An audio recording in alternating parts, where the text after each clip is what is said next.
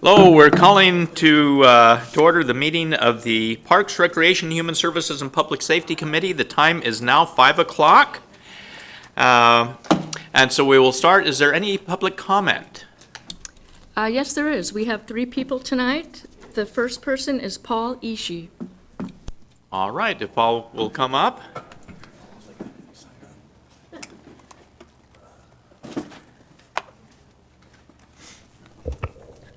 Good evening, council members. Thanks for this public comment opportunity.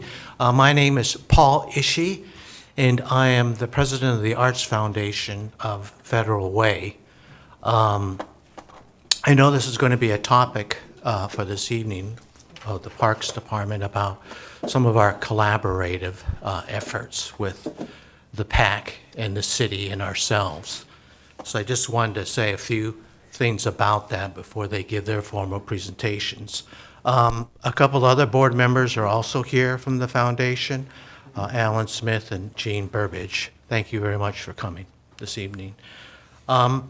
There's one thing I just want to share with you all, and that's the Arts Foundation of Federal Way. We're relatively new, and there's 11 board members, and the board is fully filled, and we're very pleased about that, with a big depth of community leadership and professional skills.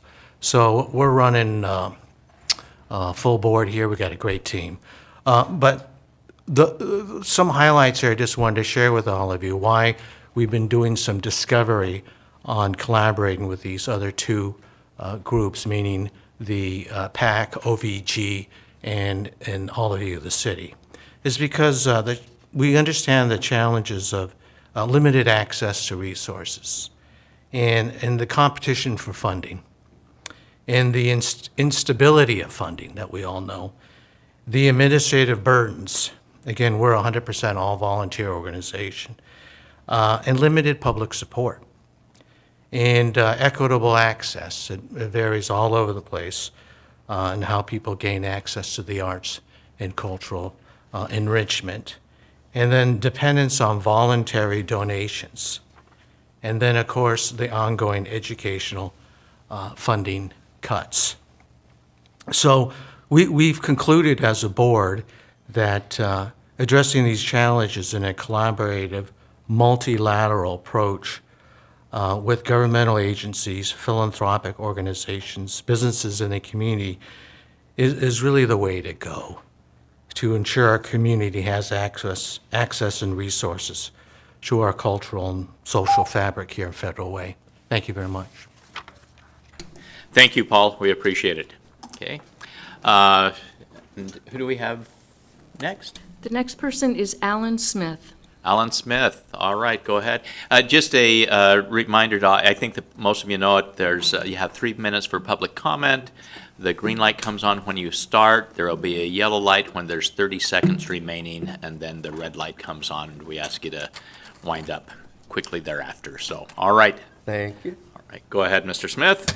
Well, thank you for having us tonight, and well, it's been a while since I've been in front of you, but I used to be on the Arts Commission. Mary Jenneke reminded me that she used to take notes for us. That was 20 years ago. But I was so impressed with the people I worked with in the Arts Commission, and some of you have worked in the Arts Commission as well,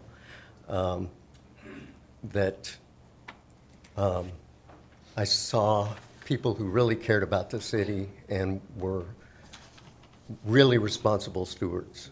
And I really appreciate what you've done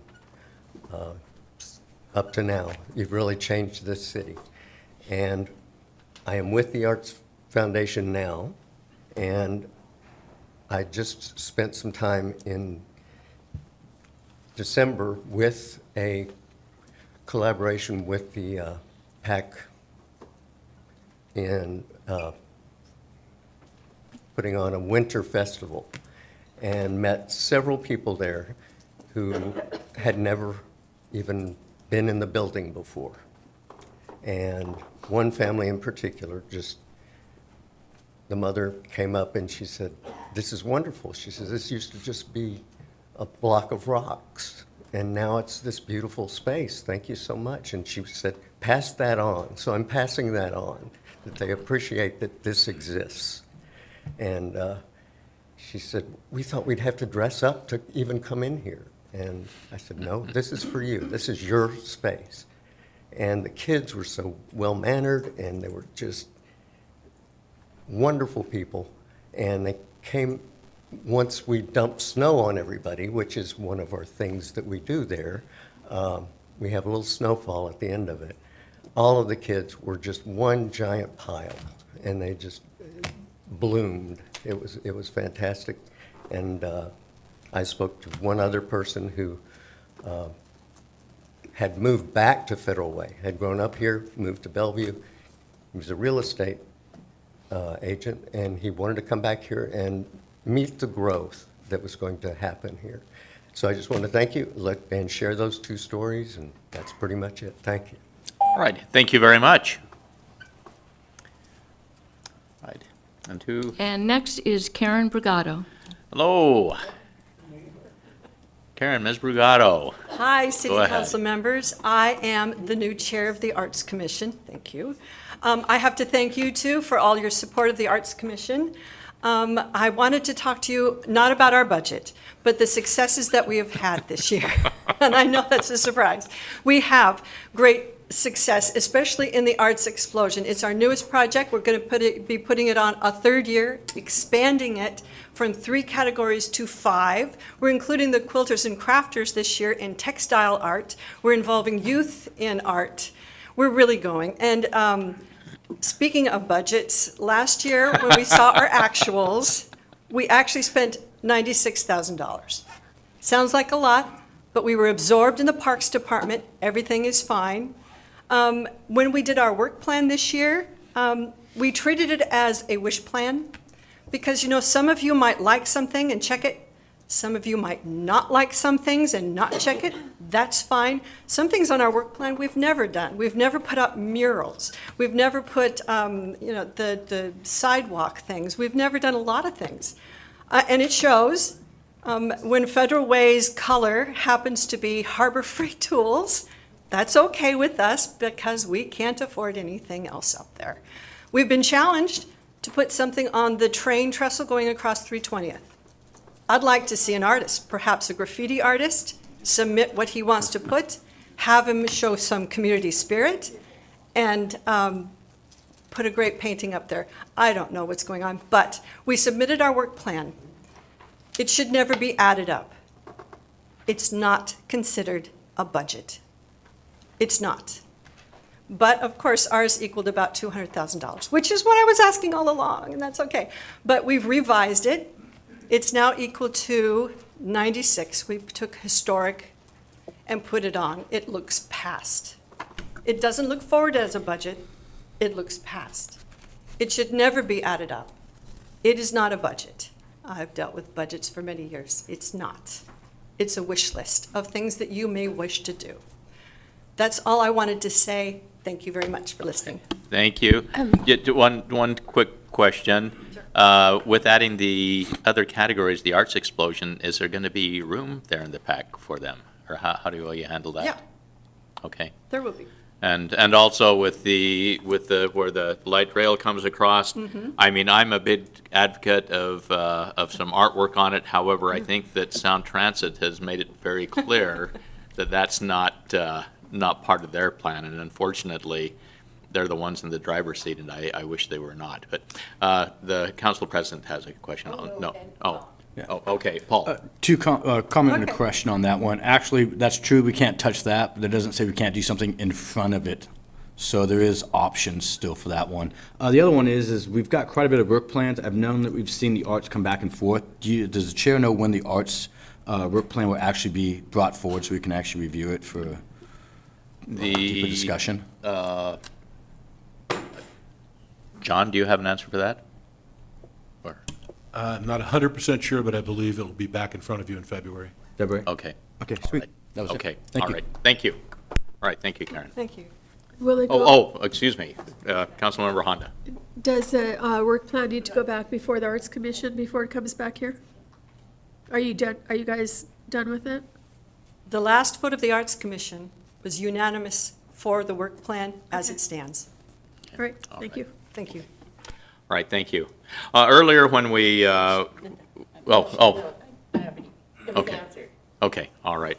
Earlier when we started, I failed to recognize the other committee members here, Lydia Seffa Dawson and Susan Honda, and then other council members, our council president, Linda Kochmar, and also Jack Dovey and Paul McDaniel. And so I think that's... Chair Walsh? that's every- Excuse me, we had one more addition for public comment, Okay, all right. and that is Ken Arnold. Ken Arnold, all right. Come on up, Mr. Arnold. Thank you. We lived here since '91. Our issue that we have is Hoyt Road. Unfortunately, it's in our backyard. The traffic is horrendous. And we'd be sitting there watching TV, or my wife would be talking, and I said, I can't hear you. The traffic, they're speeding, there's sometimes, they had to be going 70 miles an hour. And there's been many auto accidents on that road. And I talked to the mayor 3 years ago about it. Oh, yeah, I'll check into it. Give me your number. I didn't hear one word from him. Nothing. I don't know what the plan is to fix it. When King County Police covered Federal Way, they were out there constantly. But on the other hand, they got a bigger budget than we do. But when Federal Way Police Department took over, they were out there with motorcycles, and then all of a sudden that just stopped. You can go on the deck, and you can't even hear who you're talking to. It's so the traffic is loud. There's got to be speed cameras, one of those islands that you go around. So something's got to be done. And it just continues and continues and continues, year after year. So, I don't know. I don't know how to fix it, or, I don't know. But it hasn't changed. It's gotten worse. Cars going by, shooting guns off. So, all my neighbors feel the same. I represent my neighbors along that Hoyt Road. They feel the same way. And they've also complained about it to the city, and nothing. If they sat there with a radar and write tickets, balance the budget, make a surplus. So, thank you for your time. All right. Thank you, Mr. Arnold. Do we have his phone number and contact information on the sheet? I have a question. Yes, we do. Yes. And and Councilmember Honda has a question also. Do you want to go back to the, yeah. I know you have been talking about this for a number of years. Hi, Susan. It's good to see you guys. What? Is it worse now, or is it always worse in the summertime? Is All it year round. consistent? All year It's round. consistent? And then one year when it was snowing, people are driving so fast, and right behind our house, we had a 21-car pileup. Do you call? And one guy was killed, Oh. thrown into the ditch. Do you call 911, My neighbor did. and do people come? Excuse me? When you call 911, do you get a response? The fire truck showed up, and when they stopped, the rear tire of the fire truck started sliding into the ditch where the guy was laying down in. There's people who don't understand, unless if you're living on Hoyt Road, you would know what I'm talking about.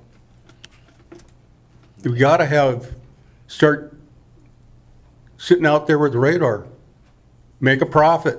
It's an You'd easy be out road, there every day writing tickets. it's an easy road to go too fast on because it's, the way it's built. It's out there.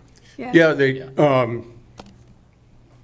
where you're heading towards Dash Point, off of where, is that 348th, I think, isn't it?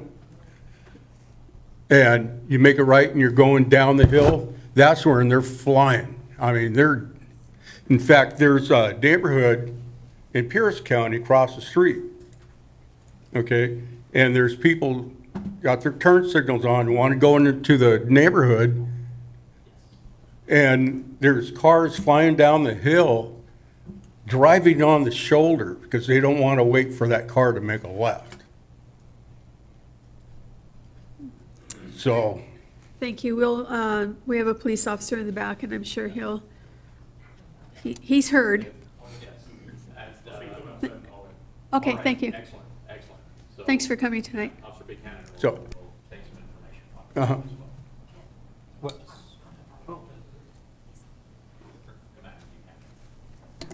Oh, I didn't have my mic on. Okay.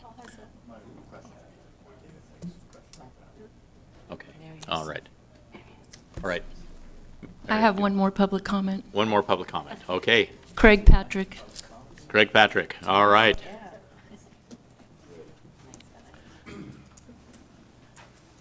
Just as a reminder, 3 minutes. Okay. Okay. All right. My name is Craig Patrick. I am a vice chair of the Diversity Commission. We had a retreat where we worked on our work plan for 2025. We have an outlined budget of $25,000 that we've submitted.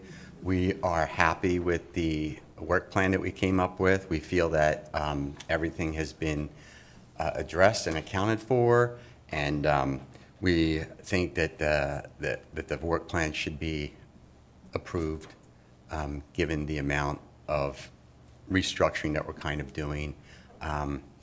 We have things are being allocated to the MLK event, the Community Festival, Roger Freeman Award, community service projects. So we're looking to expand our presence in the community as a diversity commission in the city of Federal Way. So as vice chair, we went to two retreats about this. It worked out pretty well. I'm pretty happy with the employee that you guys hired, Melanie, who's working with the city now in the DEI capacity. I think moving forward, that there's better days ahead in regards to working with different organizations with the Diversity Commission. I just hope that it gets passed. I'd be happy to answer any questions to the best of my ability. Thank you. Thanks right. a lot. All right, hey, thank you, Craig. Anyone more? All right, that is it. Okay, we will go on to our committee business. Item A, approval of summary minutes, December 10, 2024. I move to approve the minutes from December 10th, 2024 as written. Second. It's been moved and seconded. All in favor, say aye. Aye. Aye. It passes unanimously. All right, that takes us to item B, Federal Way Community Center pool boiler replacement project acceptance. And Mr. Ellsworth. Good evening, Chair Walsh, Council President, and council members. I have some very exciting topics for you this evening. I have a motion before you, or a policy question, that should the City Council accept the FWCC boiler replacement performed by McDonald Miller Facility Solutions as complete? So we had the boilers worked on, as you know, this past year, and had a bunch of parts replaced and then a boiler replaced as well. And that work has been complete and is finished, and all three boilers are working, heating the pools. All right. And Councilmember McDaniel, you have a question? Yeah, just a quick question. How many boilers do we actually have at the community center? We have 3 that operate the pool and then 3 that operate the domestic water supply. How many have we rotated through? I know we've had this conversation before, but I was just wondering, how many has actually been rotated out? Because I know there's some time. So they're all still original, but they've all had the internals rebuilt inside of them. Okay. And do we have any expectations to have another boiler replaced anytime in the near future? No. Okay, that was it. Thank you. Right. Thank you. If no other questions, do we have a motion?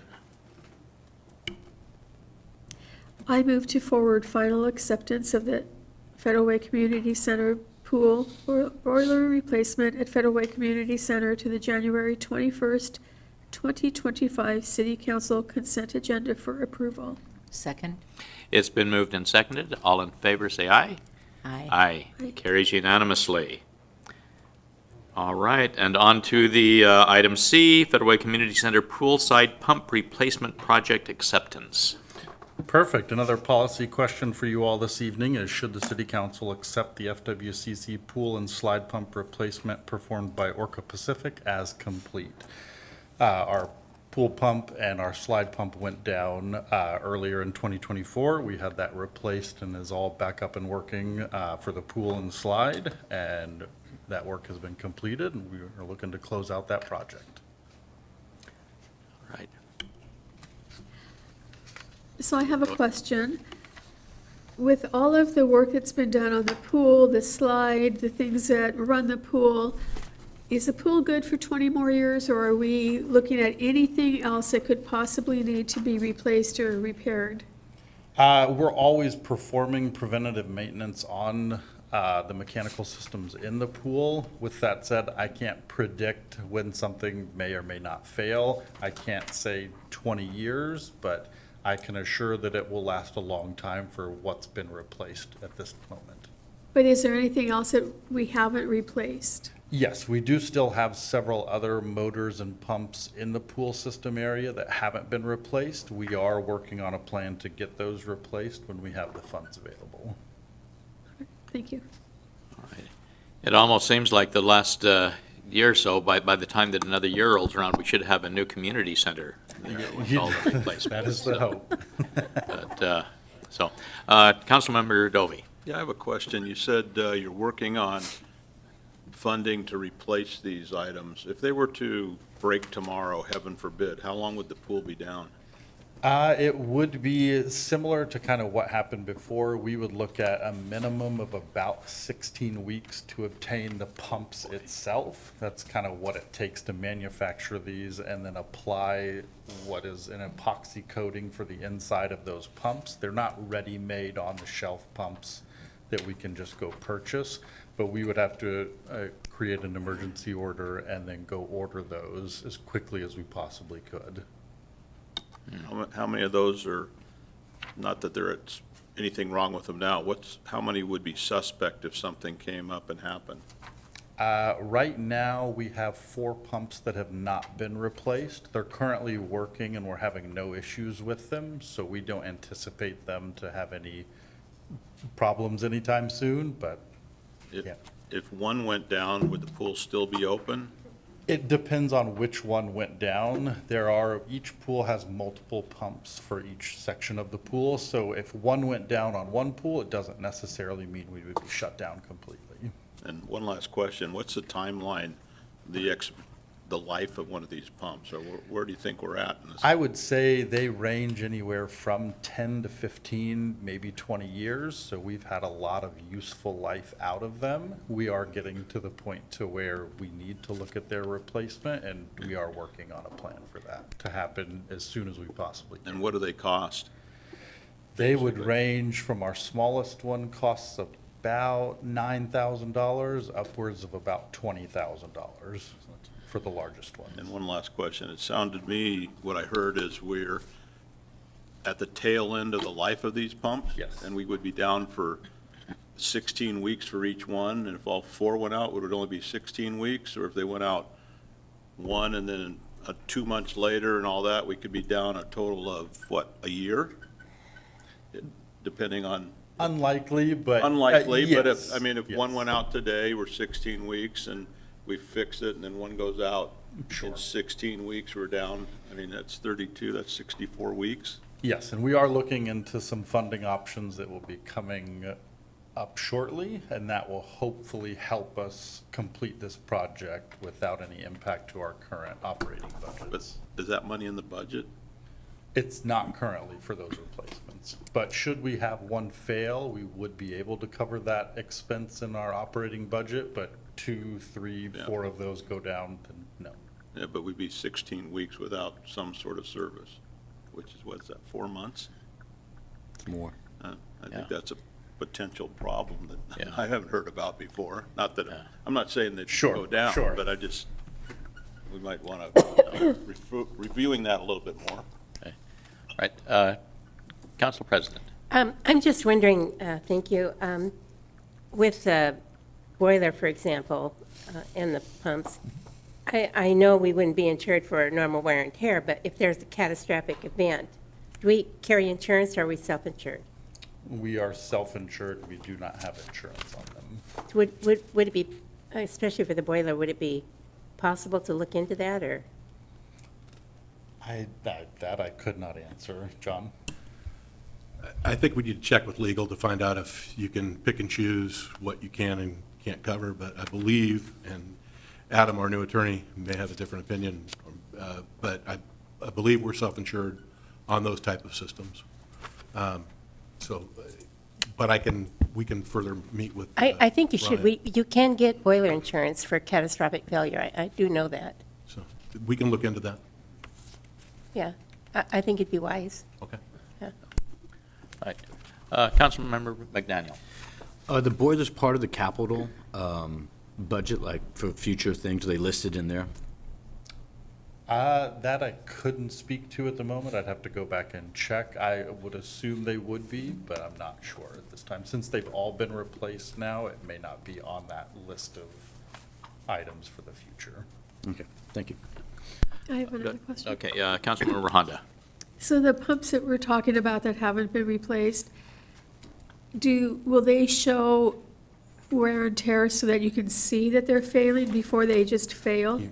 Typically, yes, some of them, because of the impeller and the design of them, a shaft could break, that would be an immediate catastrophic failure. That's not very common. Typically, they will start making noises and exhibiting signs. They can last for several weeks to months making those noises, and so we inspect them daily to ensure that they're running properly. And once we start to notice, we have our Orca Pacific come out and check those and ensure that everything's working accordingly, and then go off of their recommendations. And at this point, they're working well enough that you're not concerned? Correct. Yes. But I do agree with Councilmember Dovey, we can't afford to have the pool go out again. I agree with you wholeheartedly. All right, thank you. One last question.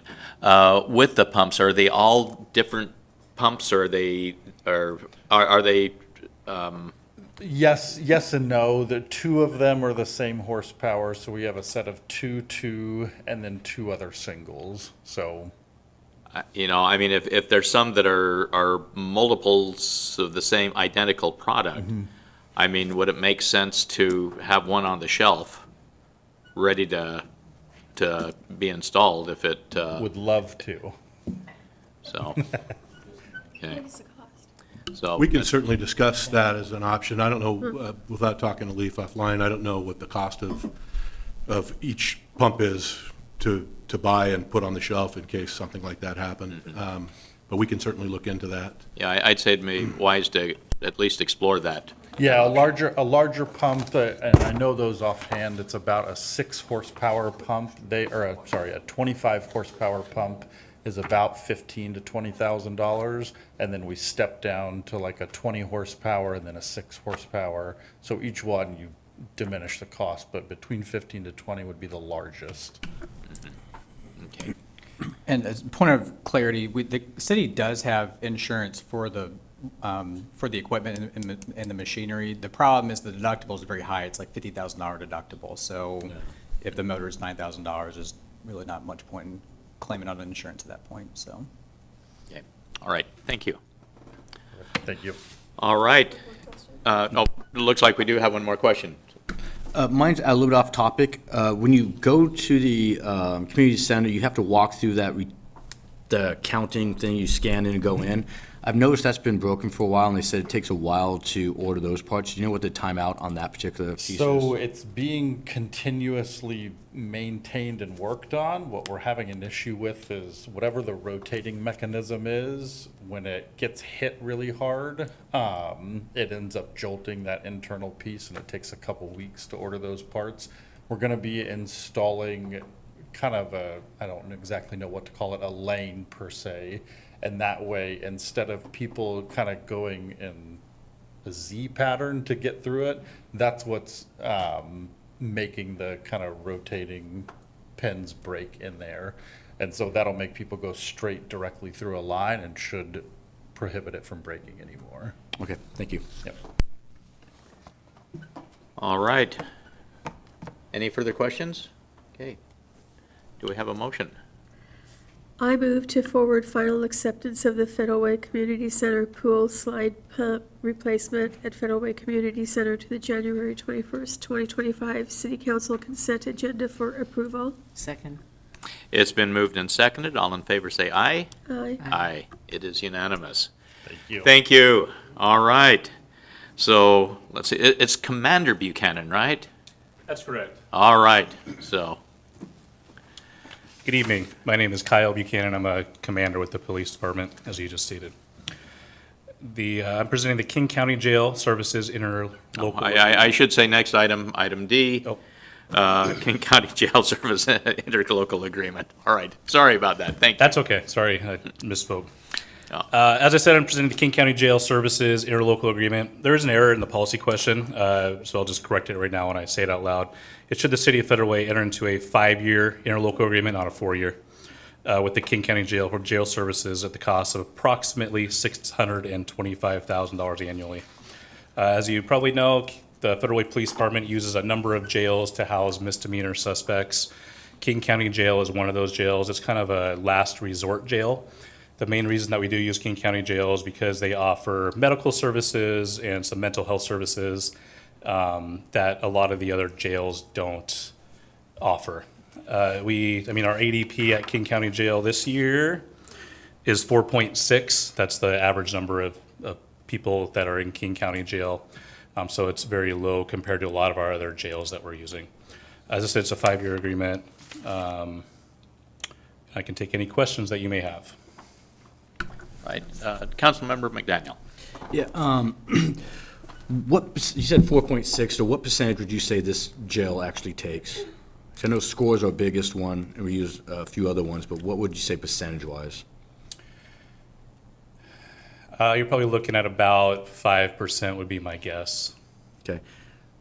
I want to say our average jail is about $4 million a year. So at 5%, and it's 625, what is the average cost per day for staying in that jail? For King County Jail? Yes. And are they a la carte, so you get them in there, there's a booking fee, there's a stay fee, there's medical, health, dental, all the fees, and start knocking? Correct, yeah, there's a booking fee, there's a daily fee, if there's any medical, like they need to be medically, and then the infirmary ward, there's an extra fee for that, for their mental health services, an extra fee for that. So just a basic booking fee without all those other add-ons. Currently, it's at $265 a day. Ooh. This current contract, the 2025 rates are $278 per day.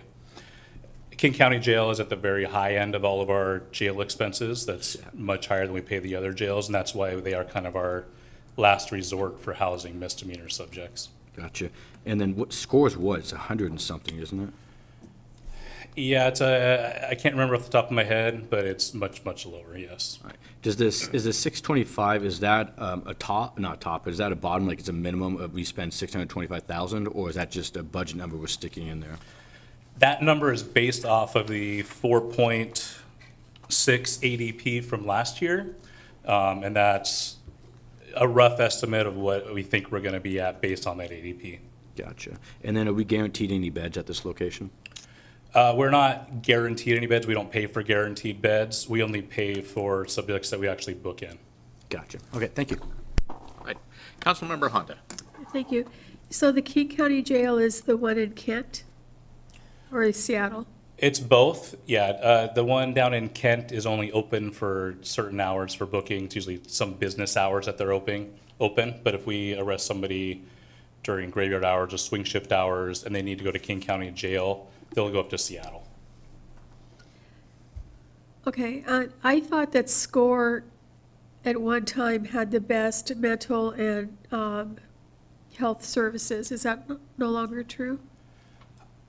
I wouldn't categorize it as best one place or another.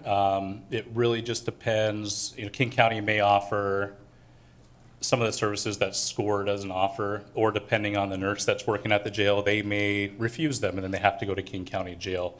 King County Jail will eventually take almost anybody, and as long as we get them medically cleared.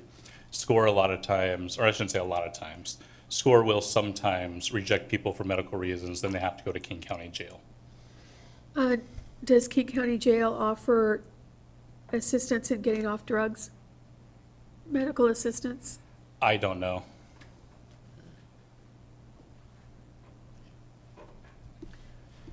All right, thank you. All right, thank you. And thank you very much for talking to the Arnolds. I appreciate it. No problem. Yes. Council President. Thank you. This is a little bit off topic, but we haven't talked about this in so long. I'm wondering if somebody is arrested, do they pay a bond to get out of jail, or do they no longer pay bonds? How does that work? It depends. Some charges have a bail or a bond associated with them. Some do not, like a domestic violence charge does not have any sort of bail. You have to see a judge first. If you make it to an arraignment with a judge, the judge will most likely set some sort of bail or bond for you. And then you can bail out or bond out based on what the judge sets, if that makes sense. Is that in every jurisdiction, just King County, or is it statewide? That should be statewide. As far as I know, it's statewide. Just curious. All right, thank you. Councilmember Adobe. A question. So the amount of the contract, if we didn't use the jail for some reason, would we still pay that amount? Or is it up to based on occupancy? The jail costs are solely based on occupancy for what we book in there. With some of the other jails, we have guaranteed beds where whether or not those beds are filled, we're paying that rate, Right. we're paying that amount. King County Jail, it's solely based on who we book in. There's no cost that we have to pay for guaranteed Got it. beds. And then, is it, based on what I'm hearing, my assumption is that we use King County when there's a medical issue or a mental health issue, that's the main reason we would be using King County? That is correct. So that's why it's so low, because it's really the abnormal person that goes there? It is, yeah, and like I said, it's kind of our last resort jail when the other jails will not accept that person. Okay, thank you. All right. Councilmember Asif Dawson. Yeah, so do they have to commit a felony to even be booked? I'm sorry, I couldn't hear you Do on they that. have to commit a felony in order for them to even be arrested, whatever, and go to No, this is for county jail? this is for misdemeanor bookings. If we book someone into King County Jail on a felony charge, King County covers all the costs associated with that. So this is just for misdemeanor charges. Okay, thank you. All right, thank you. I don't believe there's any other questions. Councilmember Honda. Oh, no, I was, do you want me to read it, or do you want to Go read it? ahead. Okay. You- Are we done? I believe so. Okay. I move to forward the proposed interlocal agreement to January 21, 2025 City Council consent agenda for approval. Second? It's been moved and seconded. All in favor, please say aye. Aye. Aye. It carries you. unanimously. All right. Thank you, Kyle. All right, next, item E, 2025-2026 Human Services Commission Work Plan. Ms. Layla Wilson. Good evening. Council President Koshmar and council members. So tonight I am requesting or asking the policy question, should council approve our 2025 Human Services Commission work plan? They support us in a variety of services throughout the year. We will be going over CAPER, Consolidated Plan, Comprehensive Plan, our annual action plan, agency visits, as well as our Human Services General Fund recommendations over the next couple of years, and various other support that our Human Services provides to us. So, question is, should you approve 2025 Human Services Commission work plan and move to council for January 21st? Any questions? Yes, Councilmember Honda? Thank you very much. So I have two questions. One, when commissioners go out on the agency visits, are they reimbursed for their gas or their mileage and any tolls or parking? I have not ever had that question be brought up during my term here. It is something we can look forward into. However, it is volunteer hours, so I'm going to assume no. However, I can confirm that for you. I think if they incur any costs on our behalf, we should probably cover that. Agree. And you include the 2026 work plan also? Yes, it's So are for the you biannual year. You're asking for us to approve for 2 years? Yes, as it has been typically in the past. Okay, thank you. Right. Councilmember Dovey? Yeah, I have a kind of a question. We have commissions come forward, like with their budgets. Diversity was talking 25,000, and the Arts Commission was asking for a couple $100,000. And this group here divvies out a large amount of money, and it's all volunteer, like you said.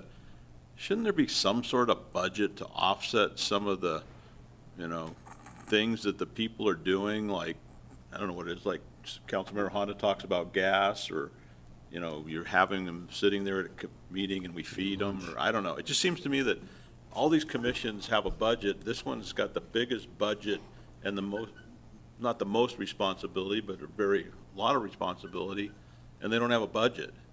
So it's more of a rhetorical question, but what's your thought? Historically, as I am aware, that budget is solely provided to direct services for the agencies that we fund for the city of Federal Way. There is an occasion where we will provide evening meals or snacks to our commission. So we have done that in the past as well. We don't do it for every meeting. And as far as gas or reimbursement and something such as that, if you have any recommendations, I would gladly look further into that or see how we can further implement that in the upcoming future. Yeah. I don't necessarily have any recommendations. It just dawned on me when we're talking about this, that this is like do great work, but they're over here behind the closet, and we don't ever hear about money to support them. Unless finance or somebody else would like to allocate additional funding to them specifically, I have no control over that. Again, if anyone has. And I wants to bring understand that. yeah. I guess I'm bringing up the point. I think that one of the big differences there is that, for example, Arts and the Diversity Commission, some of the others, and Parks, that they do have events that require a budget, where with the Human Services, they're making recommendations for huge amounts of grants, but they're not doing events per se. So having I get that, served but on the but they have the biggest event in the city. I mean, they have $700 to $1 million. That they have, they give away, and yeah, anyway, and believe me, I just having plant the served seed. on the Human At that Services. time, we do feed them, Yeah. for sure. Yeah, having served on the Human Services Commission, I know that it's a lot of work. A lot of work. So anyway, Councilmember McDaniel. I got a couple. The first one is, what does the acronym CAPER stand for? It stands for, I just had it too. You know what, you put me on the spot on that one. I'm usually the only one who remembers it, and right now I do not. I apologize. That's how it goes. In your agenda It's the consolidated Annual Performance and Evaluation Report. Yeah.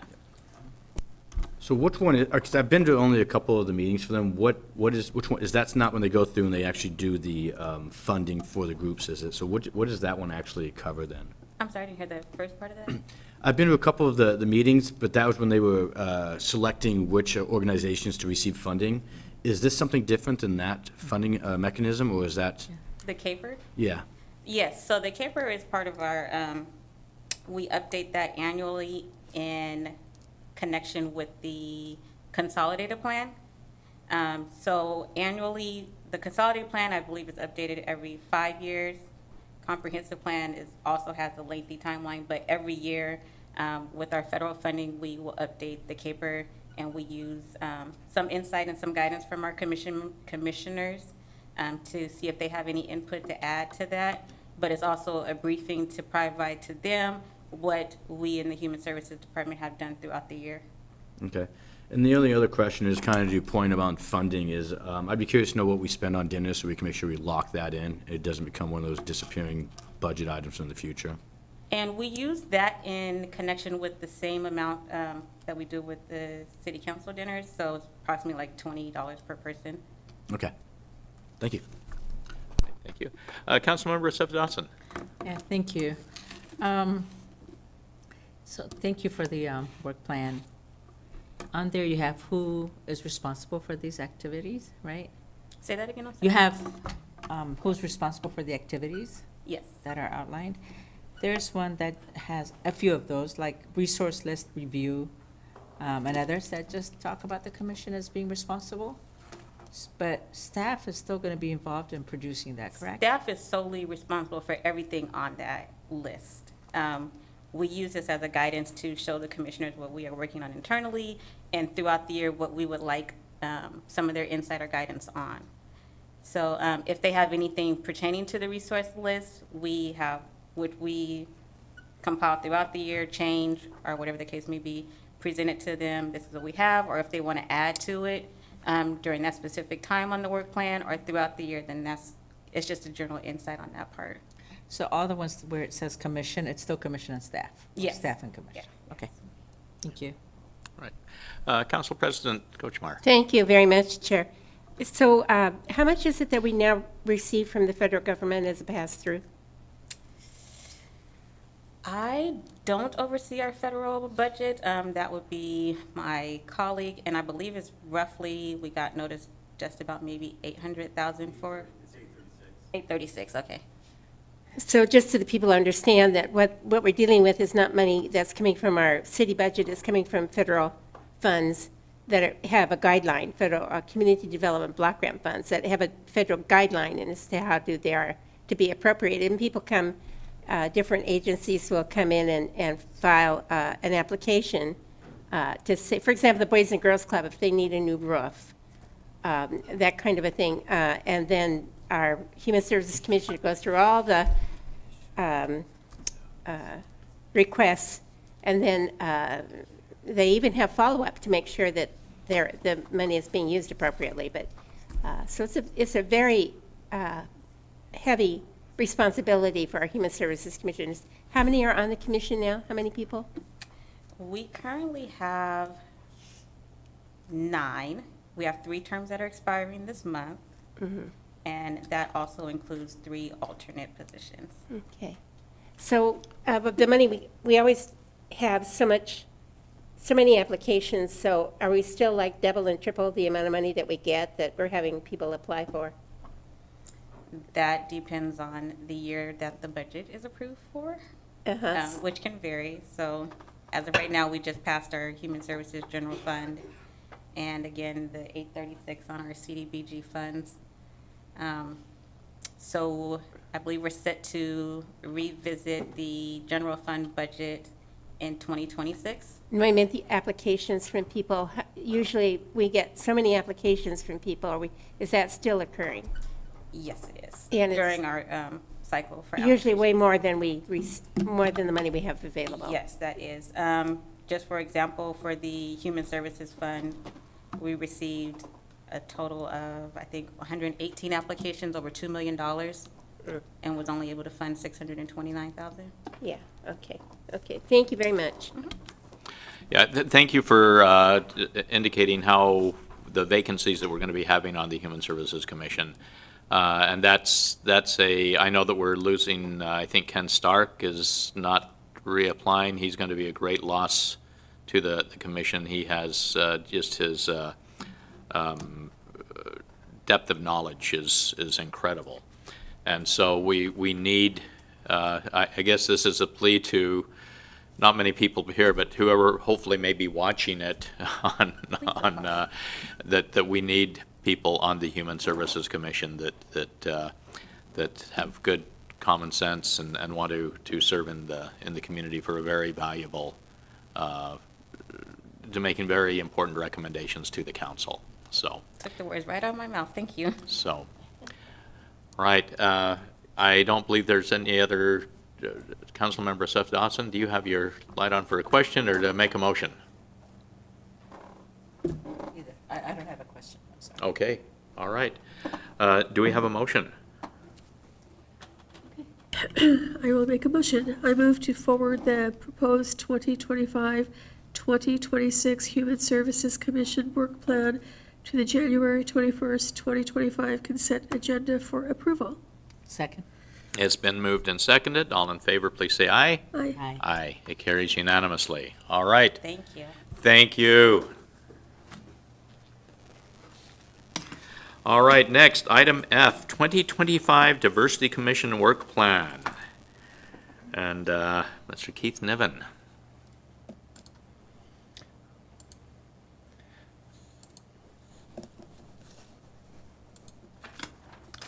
I've learned not to talk and try and do all this at the same time. It just takes way longer. Good evening, Committee Chair Walsh, committee members Honda and Asefa Dawson, Council President Coach Mar, and council members, Keith Niven, Community Services Director. This evening, the Diversity Commission work plan is going to be presented by the Diversity Commission Chair, Trinice Rogers. So Trinice, I will turn it over to you. Good evening, Chair Walsh, Council President Coach Mar, and council members.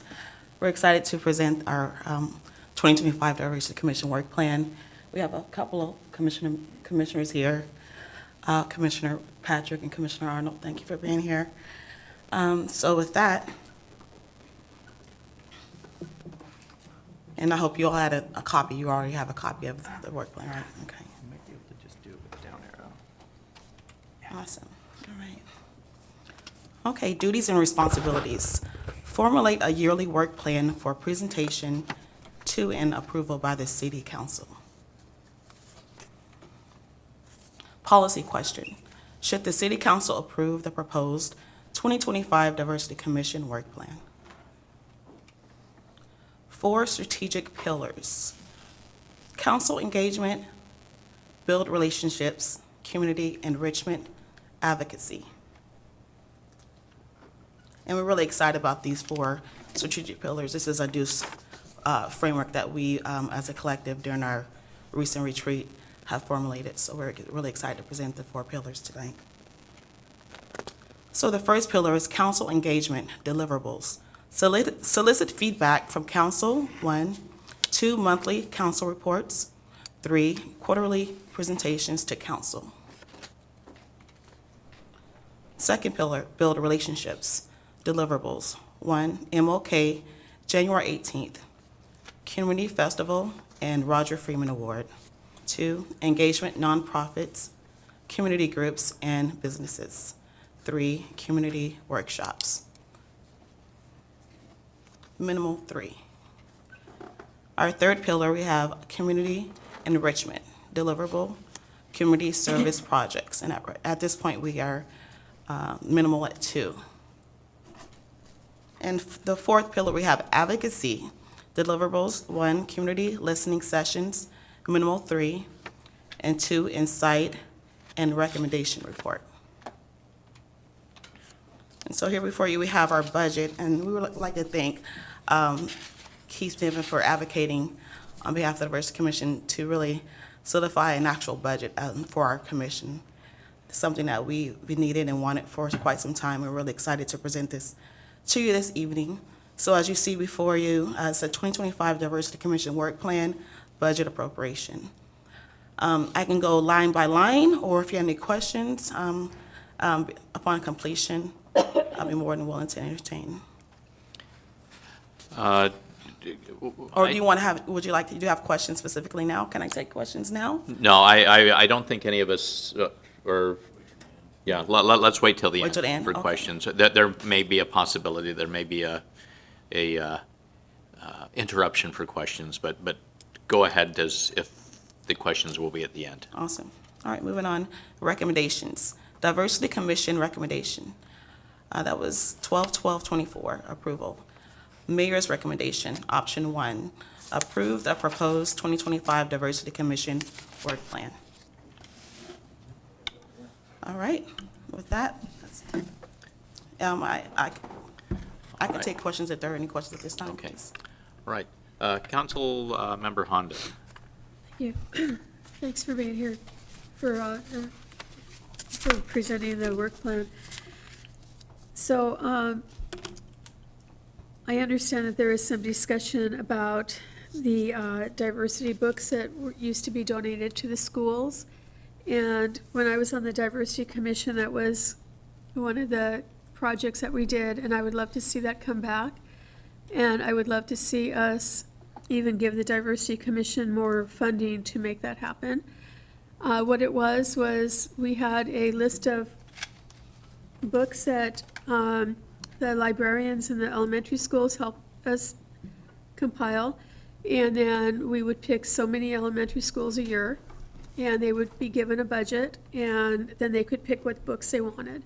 And the books had, inside, it said, presented by the City of Federal Way Diversity Commission, and it was a really good program to connect the Diversity Commission with the elementary schools. And in fact, when we started, we thought we would go through all the elementary schools and start with the junior highs. And by the time we got done with the elementary schools, we had new elementary schools that had been built, but the ones that we started with asked us to provide more books for them. And I would really support us doing this project again. I know books have gone up from what they were, 15 years ago. But I really think it's important that we do that, or that the commission do that if the commission desires to do that. And on the costs for the MLK event, I see that we're assuming that the PAC and the yard signs are paid by the mayor's office, which is fine. And I would like to, if we're going to do that for the Diversity Commission, we need to do it for the Arts Commission and the Senior Commission, who have programs at the PAC, so that all the commissions are equal when it comes to the costs of renting the PAC and paying for the PAC. But other than that, it looks great. Thank you very much. And it looks great. Thanks. Thank you. Thank you. Next, Councilmember Asefa Dawson. Thank you. So, on the budget page, there's footnote 1 and 2, which is the PAC. Yeah, so Yes. the footnote you have assumes cost by the mayor's office, but it's not included, or I didn't see it here in the budgets 1 through 14.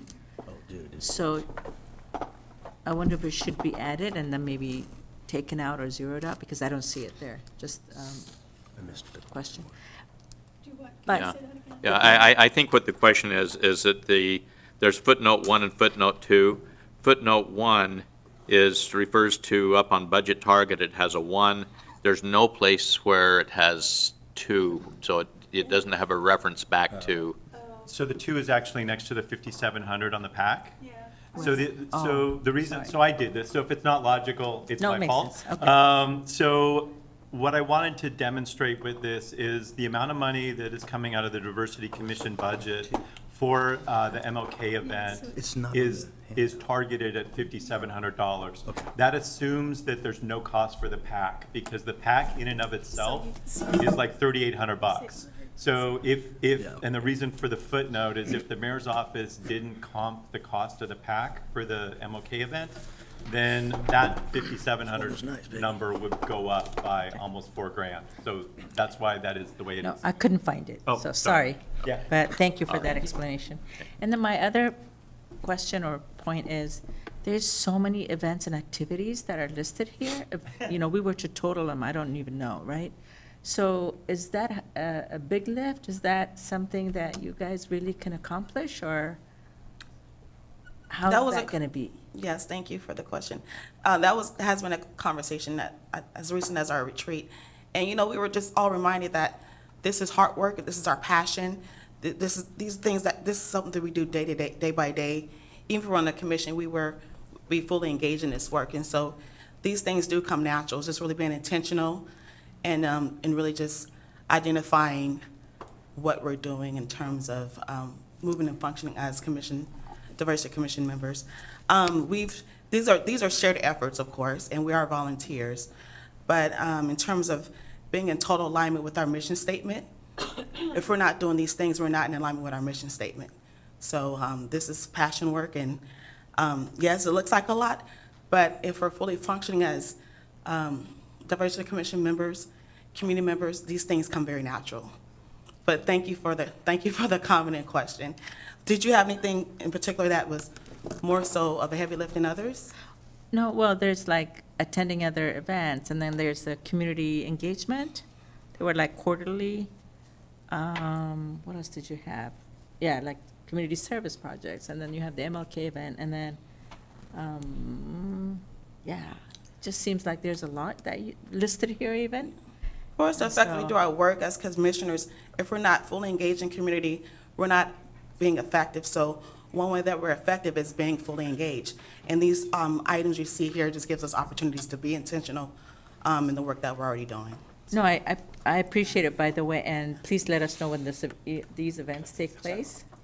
So I also think it's a huge lift. There's a lot of stuff on here, and we did talk about it at a commission meeting.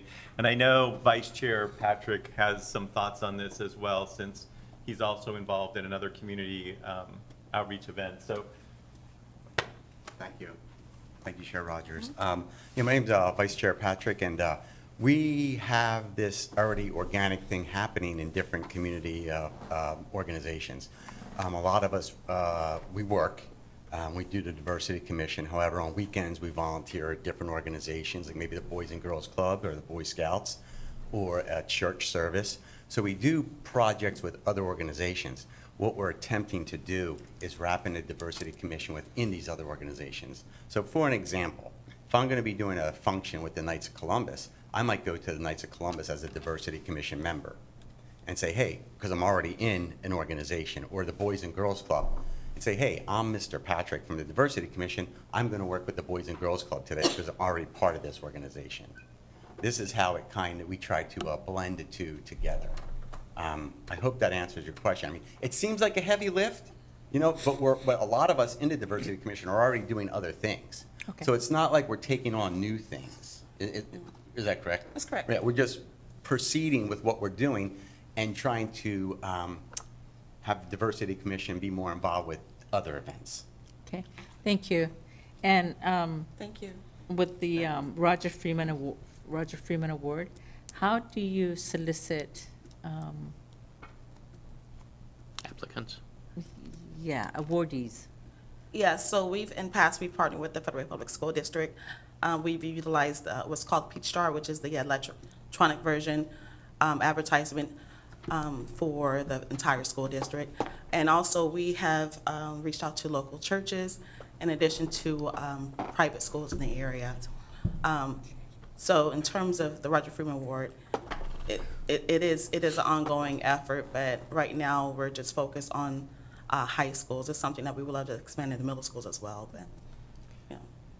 and one thing, this was discussed at the last commission meeting. Yes. And I think part of the conversation was maybe reimagining the Roger Freeman Award a little bit. because we typically worked through the schools to get applicants, and last year there was only one applicant.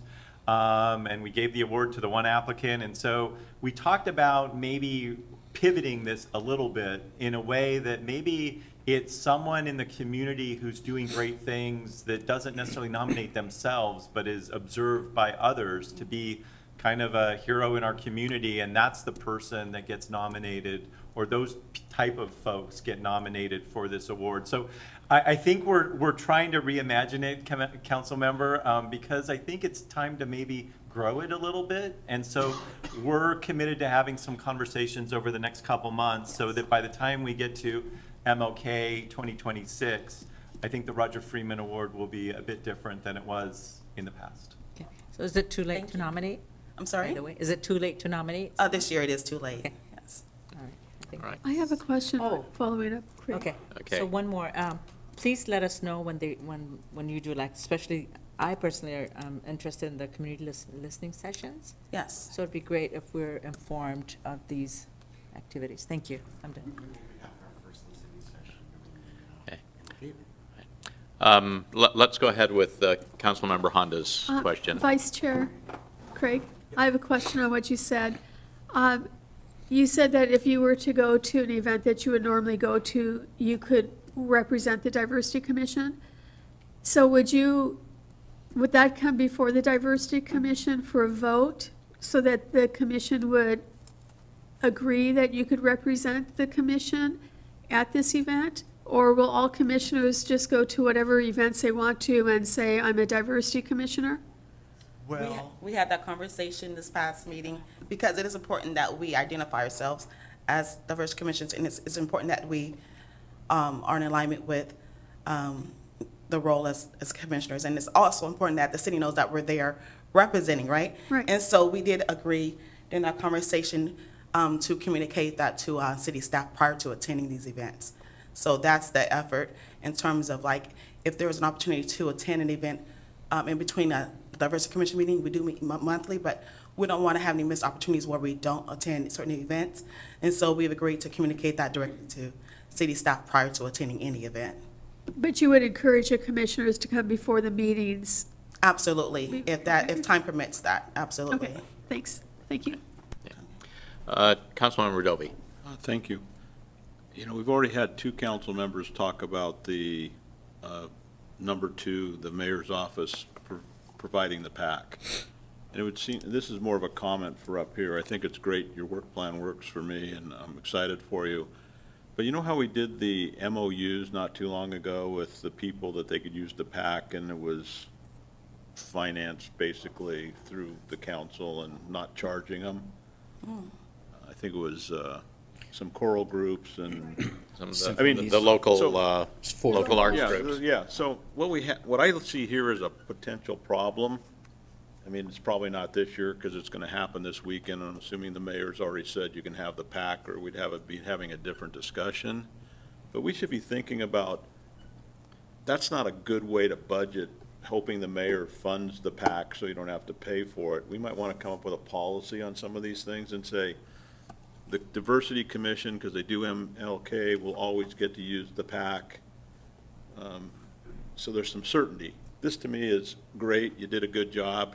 The mayor, I'm sure, is funding it, but there's no certainty for later on for any of these groups that are using the PAC. And we might want to have that in a session sometime and make some sort of statement. This is what we're going to do with the PAC, since it's our money going from the mayor to the PAC, which is us going here. We're just circling it around. So we might want to come up with some sort of format of how that works. Yeah, that makes good, I mean, have an MOU for it I mean, as if we well. had an MOU for the Diversity Commission, they wouldn't be, wondering, can I use the PAC next year for MLK? Because it's part of the work plan, or whatever that looks like. So with the senior commission and the senior health fair, we use the PAC, and we get that date, months and months in advance. And who pays for it? Well, the commission has paid for part of it before. This year, I'm not sure, but I'm hoping that with this, that all commissions need to be equal, as equal as they can be. And if we have commissions using the PAC, which they should, I mean, it's there for the community, then all of their costs should be covered as well. So, but you just answered the question, you're not sure. And that's what one of the things we should take out of these groups, the uncertainty. Even when we've had one city council retreat there, and we had to cover costs, some costs, not all of them, but some Yeah, costs. it's coming out of the left pocket, Right. going in the right pocket. Correct. We should have some sort of policy. It seems to me as though that should be something that, Council President, that maybe should go on on the agenda for a future meeting. And- Okay. All right. Very well.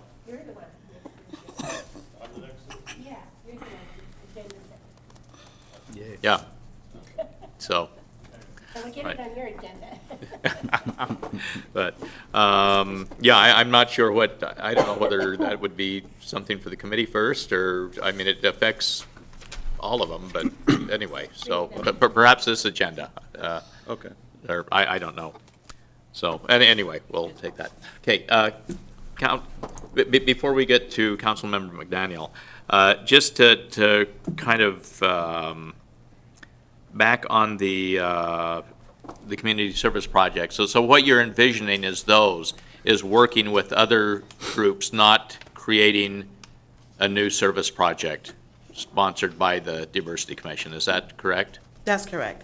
Okay. Our intention is to engage with each organization based on existing efforts on the organization's part. All right. So supporting existing projects then? Correct. Okay. All right. Councilmember McDaniel. Yeah, I look forward to that conversation with the MOUs, because every time we do this, we do take funding away from the PAC, so we need to make sure that we put expectations on the PAC to balance the removed asset capabilities of them. Thank you for coming out tonight. I appreciate you guys coming in. I do have a couple questions. They've kind of covered a few of the concern factors we have. Mine is to get a little bit more in-depth understanding. The first one in the list is the council reports. Are they going to be verbal, email? What's the envisioning of the council reports you guys will be looking at providing on a monthly basis? The monthly, we envision email. Email? Yes. And would it be just covering events and activities you're doing, or is there going to be feedback that you guys have received from the community? I imagine both, but in terms of the form of communication would be via email. Okay, and then quarterly, you guys will be presenting like in a regular standard meeting then, or? Yes, that was something that we had discussion. Initially, we were thinking a monthly discussion, but that would be a bit much, and so we considered a quarterly in-person report. Okay. The next question I have is about the workshops. I do know that when I had the question originally, there was kind of an idea what was going to happen, but the member who was giving me that vision is not, sadly moved on. So what is the Diversity Commission's vision for these workshops, the quarterly workshops and stuff? Yes, Commissioner Gomez Beltran, he moved outside the city limits, so he's no longer with us. But yes, indeed, in terms of the work plan, many of us did have conversations during the retreat regarding imagining what the workshops would look like. More importantly, we're really focused on the business aspect in addition to nonprofit, and just really get an idea about the needs, the initial needs. And so some of those conversations look like focusing on business-related building efforts. And also workshops, we imagine accessing the language access tool, and just really engaging and connecting with community members who would like to better learn how to effectively use that, or just at the very least educate that this is accessible to them in the community. In addition to that, we had the grant opportunity with nonprofits, right? That's been a missed opportunity for many nonprofits, not knowing there was funds available. So possibly having those, and possibly in collaboration with other commissions, having those collaboration efforts where we will host workshops to really just share out those grant opportunities within community. I hope we pull the economic development team in on that too, so you can get a lot of the bang for the buck on those meetings. Sure. When you said language access, I know this is one of the big items that we're looking at doing. What does the language access program look like? What is that going to look like for the city? I'm not entirely sure, maybe. So. For the name, I'm just looking for the little detail on it. Yeah. So I think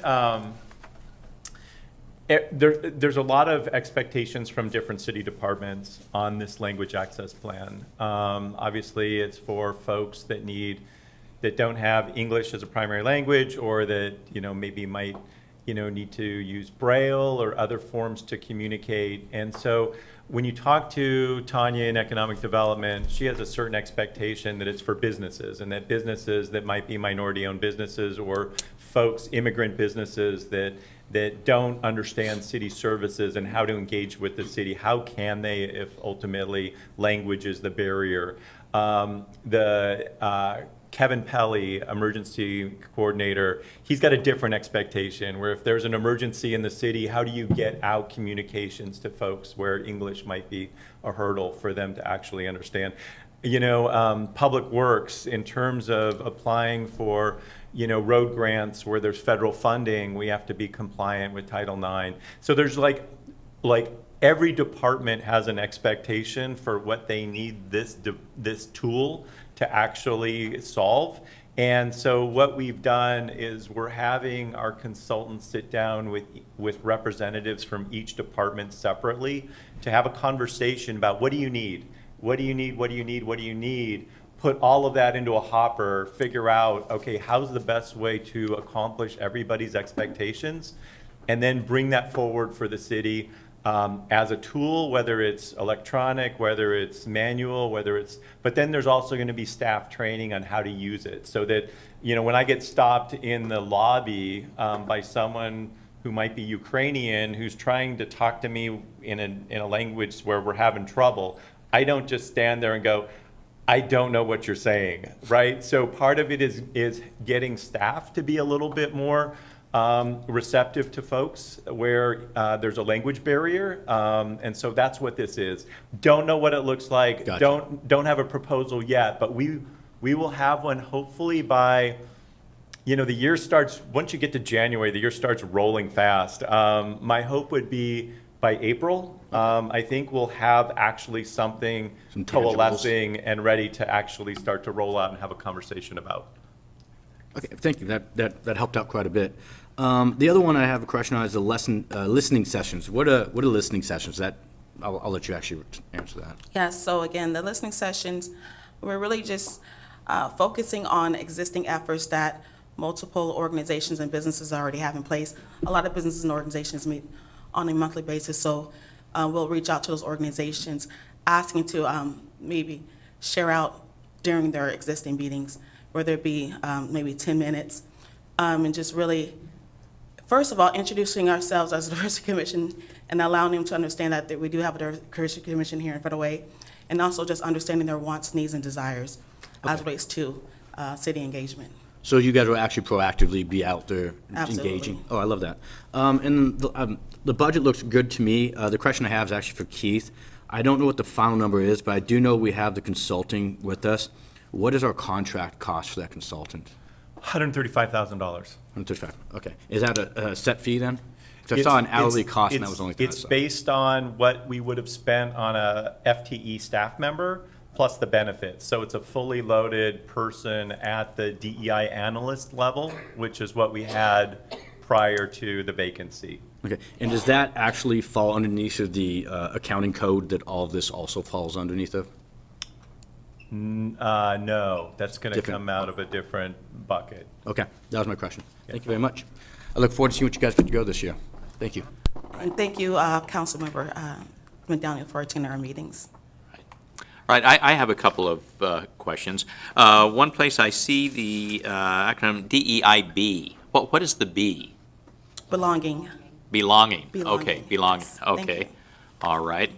And I had a number of questions. Most of them have been asked by other council members. They've been very thorough. I would just like to make a comment on Item number 10 on the budget appropriations, Community Festival. I would really like to see it oriented towards a international community festival. We are one of the most diverse communities in the nation with people from so many different nations here. And I think and with that diversity comes challenges, but also great opportunities. And I think that we really need to take advantage of those opportunities and really emphasize the international nature of our community. And so with the International Community Festival, I mean, if there can be, in the past with the Community Festival, before that, the Flavor of Federal Way, I mean, there was some, international approach to it, but I think that really needs to be emphasized, not to de-emphasize the cultural groups that are here to begin with, but along with those to really emphasize the international nature of our community, and I think that we could really create a festival that would not only be for the people here in Federal Way and celebrating the diversity that we have here, but also in such a way that will bring people from outside of our community here to participate in it. And I think that has just a huge potential. And so just wanted to share my thoughts and kind of my vision of that, and hopefully the Diversity Commission will embrace some of that vision and really make it a great festival. I mean, it won't be done in 1 year, but over time, I think that we have just great potential with it. And anyway, and also we need to work on, as a council, we need to encourage more people applying for the Diversity Commission so it can become more diverse and embrace some of the other groups in the community. So, thank you, Ternace, for your presentation. Looks like Councilmember Honda has another question. Thanks. I have one more question on your retreats. You say that you're going to have 2 a year? That's been a discussion, yes, just to really better, for engagement purposes, really. But we have not solidified that, but it has been a discussion. So the first retreat was in November, and that was to do the work plan? It was time, it was necessary. But yes, we did complete the work plan during that retreat. What would the second retreat work on? I imagine, team building, just revisiting the efforts and really just solidifying the final 6 months of the remaining of the year. The idea really, when you think of retreat, it's more than focusing on the work plan. It's also team building. It's just really reconnecting. So the majority of the efforts, this most recent retreat, was geared towards the work plan. So okay, I just wanted to double check. Yeah. Thank you. All right. If there's no further questions, do we have a motion? Sure. Thank you. All right. I move to, is this the right one? Yes. I move to forward the request to the February 4th. Well, that doesn't make any sense. I'm reading the committee recommendation on here. So I move to forward the Diversity Commission work plan to the January 21st, 2025 City Council consent agenda? I don't think it can roll that fast, can it? Oh, it can't? I don't. We just did the Human Services. So I'll look to Mary. Do you roll things to the next council meeting, or does it go to the one in February? No, it can go to the one next week. Okay. Yeah, we just did the Human Services All right. one for next Awesome. week. Thank you. Excuse me. But unless you wanted to wait. No. We need to get rolling. Okay. Are we good? Yeah. Well, we need a 21st. second and a vote.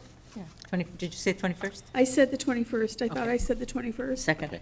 All right, it's been moved and seconded. All in favor say aye. Aye. Aye. Aye. The motion carries. Thanks for being here tonight. All right, All thank of you. All of the commissioners, thanks for being here. Yes. Thank you to all of the commissioners and the staff's got to be here. The commissioners, they have a choice. So anyway, thank you. We enjoy being here. That's what you meant, right? Thank you. All right, on to item G, Federal Way Farmers Market transition expenses. Mr. Bill Vadino. Good evening. This is my first Parks meeting, too.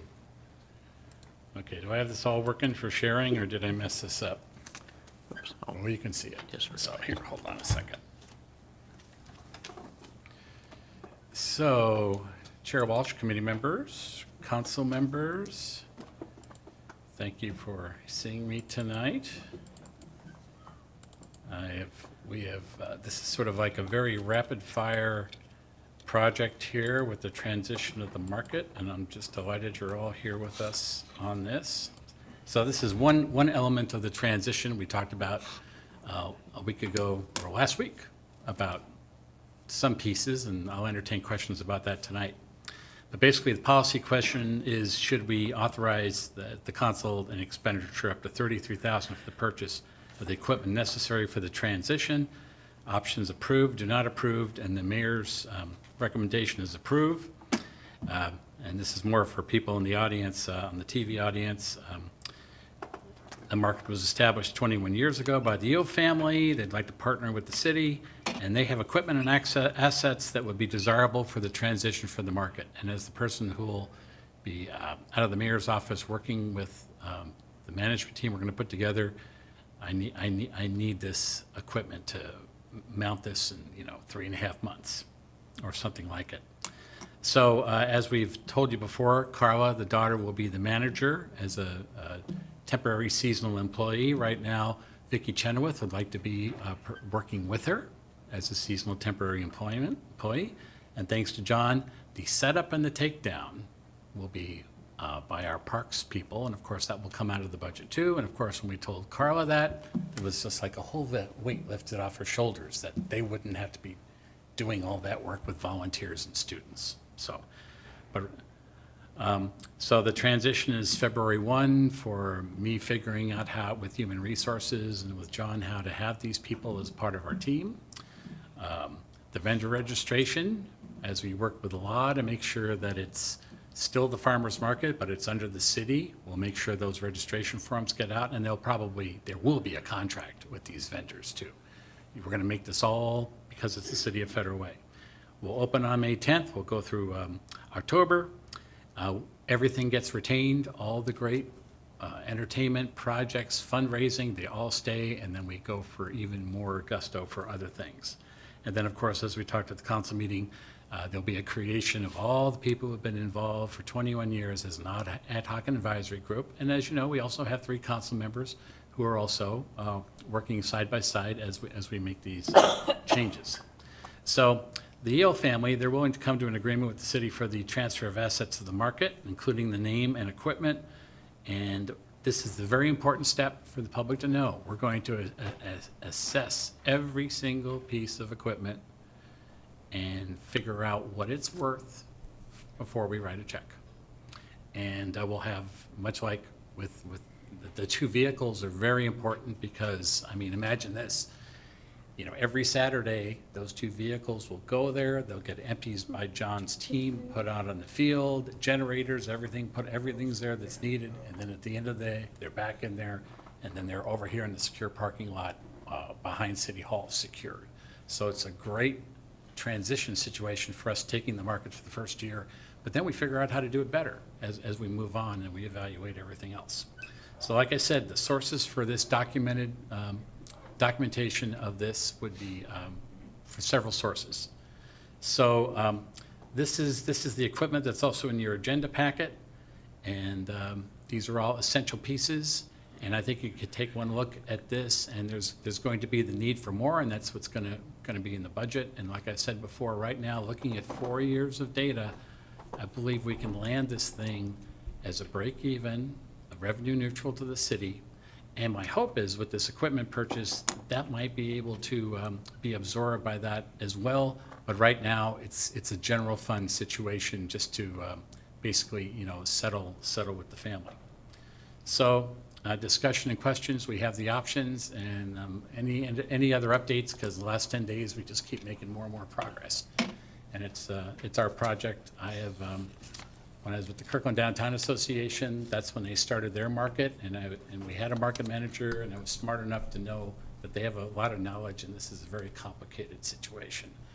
Then I went to the Chamber of Commerce, and when we merged back with the Downtown Association, we had the market again. A very complicated thing a market is. We rely on the neighbors, the ad hoc committee, and the managers, and all the expertise. And so we're going to leverage all this help, including you all at the dais, to make this work. So anyway, any questions about the equipment purchase? And remember, we're going to evaluate everything, not exceed the top amount, but basically look at it item by item by item. All right. I believe Councilmember Honda was the quickest on the draw with the light. Thank you. Yes. So I know that Bill knows, but I have served on the Federal Way Farmers Market Board for many years, and I'm there just about every Saturday helping.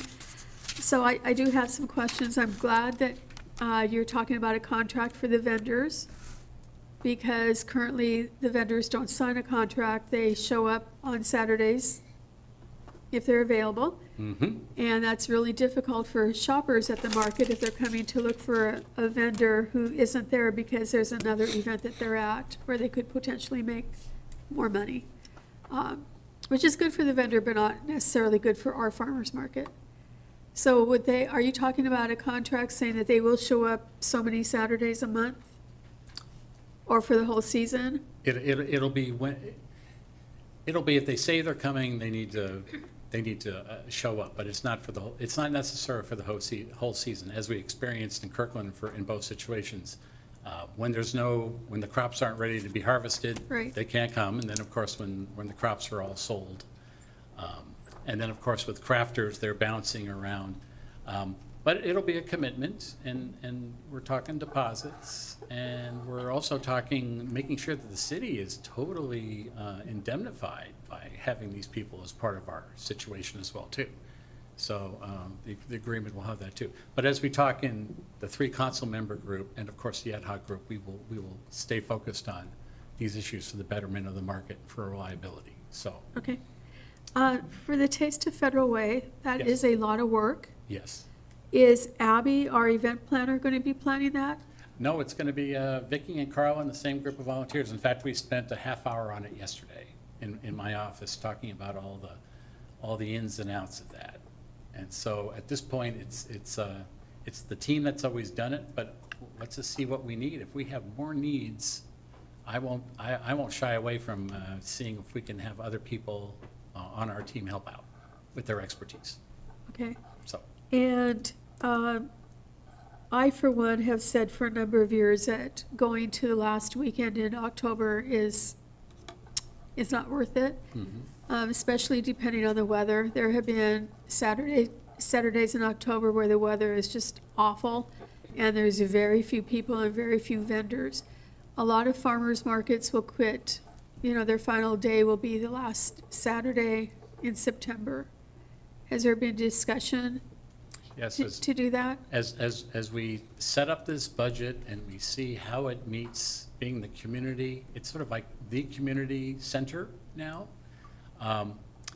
We're looking at it, and I'm going to zero in on where if we break even, and if we break even in October, that means maybe we can get October to be enhanced with this new infusion of having the city and all these other people involved. So yes, it's on the agenda. Okay. We need to make sure this situation pencils. I mean, the farmer's market's great on a sunny day. On a rainy day, we have less people who come, along with less vendors. So October is a month that you can't really depend on the weather. True. So, but it's all on the table, but right now, I'm leaning towards making sure it's viable on a break-even basis, and then we try to enhance it. So we try to change as little as possible and enhance it. And then the things that don't make sense, we don't do anymore. So then will the vendors still give a percentage of their sales to Yes. the city? No changes. Okay. No changes there at all. Okay, thank you. You're welcome. All right, Councilmember McDaniel. Yeah, first one is, who will be doing the valuation of the assets? I'm going to coordinate it and then share it with, the mayor and the three members of the council and Steve Groom, and probably have John look at it. Just, we're going to work with expertise because at the end, and of course the law, because at the end of the day, it can't be we can't do a gift. Yeah, gotcha. So that's, so we've got a lot of people who can recognize something when it is. Gotcha. So we've got to be very careful with the residents and the citizens' assets. Yeah, and when you said vehicle, I see a van. Is the trailer the other vehicle that Yeah, you were yeah, speaking? the two vehicles, yeah. Okay. Yeah. Is Two venues of storage. Gotcha. Storage and transportation. I think you might have answered, so we're not changing any of the fee structures that currently are being applied to the vendors then? No, not this time. We want the vendors to return, and what we're picking up individually, that they're enthused that the city is now involved, and that means to them possibly more customers. Gotcha. Which is good.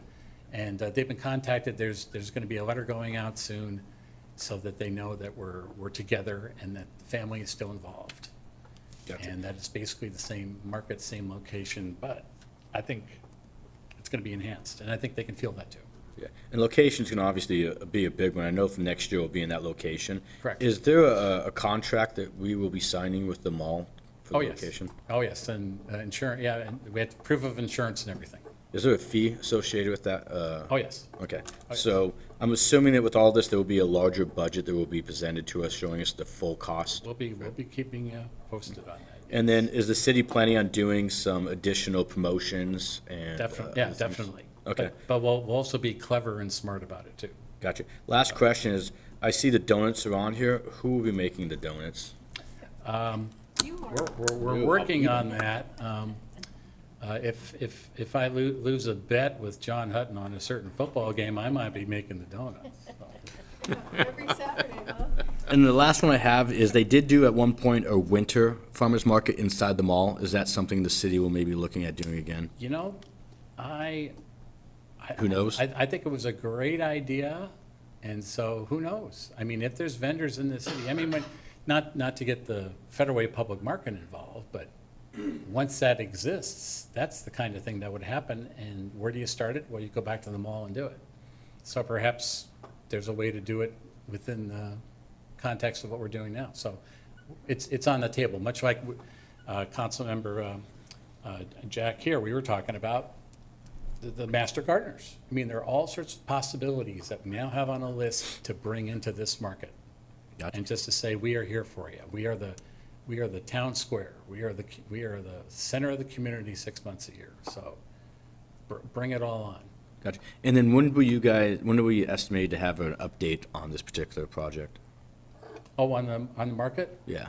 Probably every mayor's emerging issues. All right, that answers the question. As we move forward, we will, because we want the community to know what's going on. And then, of course, the group of 3 council members that get together, and I'm hoping to get the ad hoc group going later this week, next week, and get a meeting time so we can get them all involved too. All right, appreciate it. Thank you. So.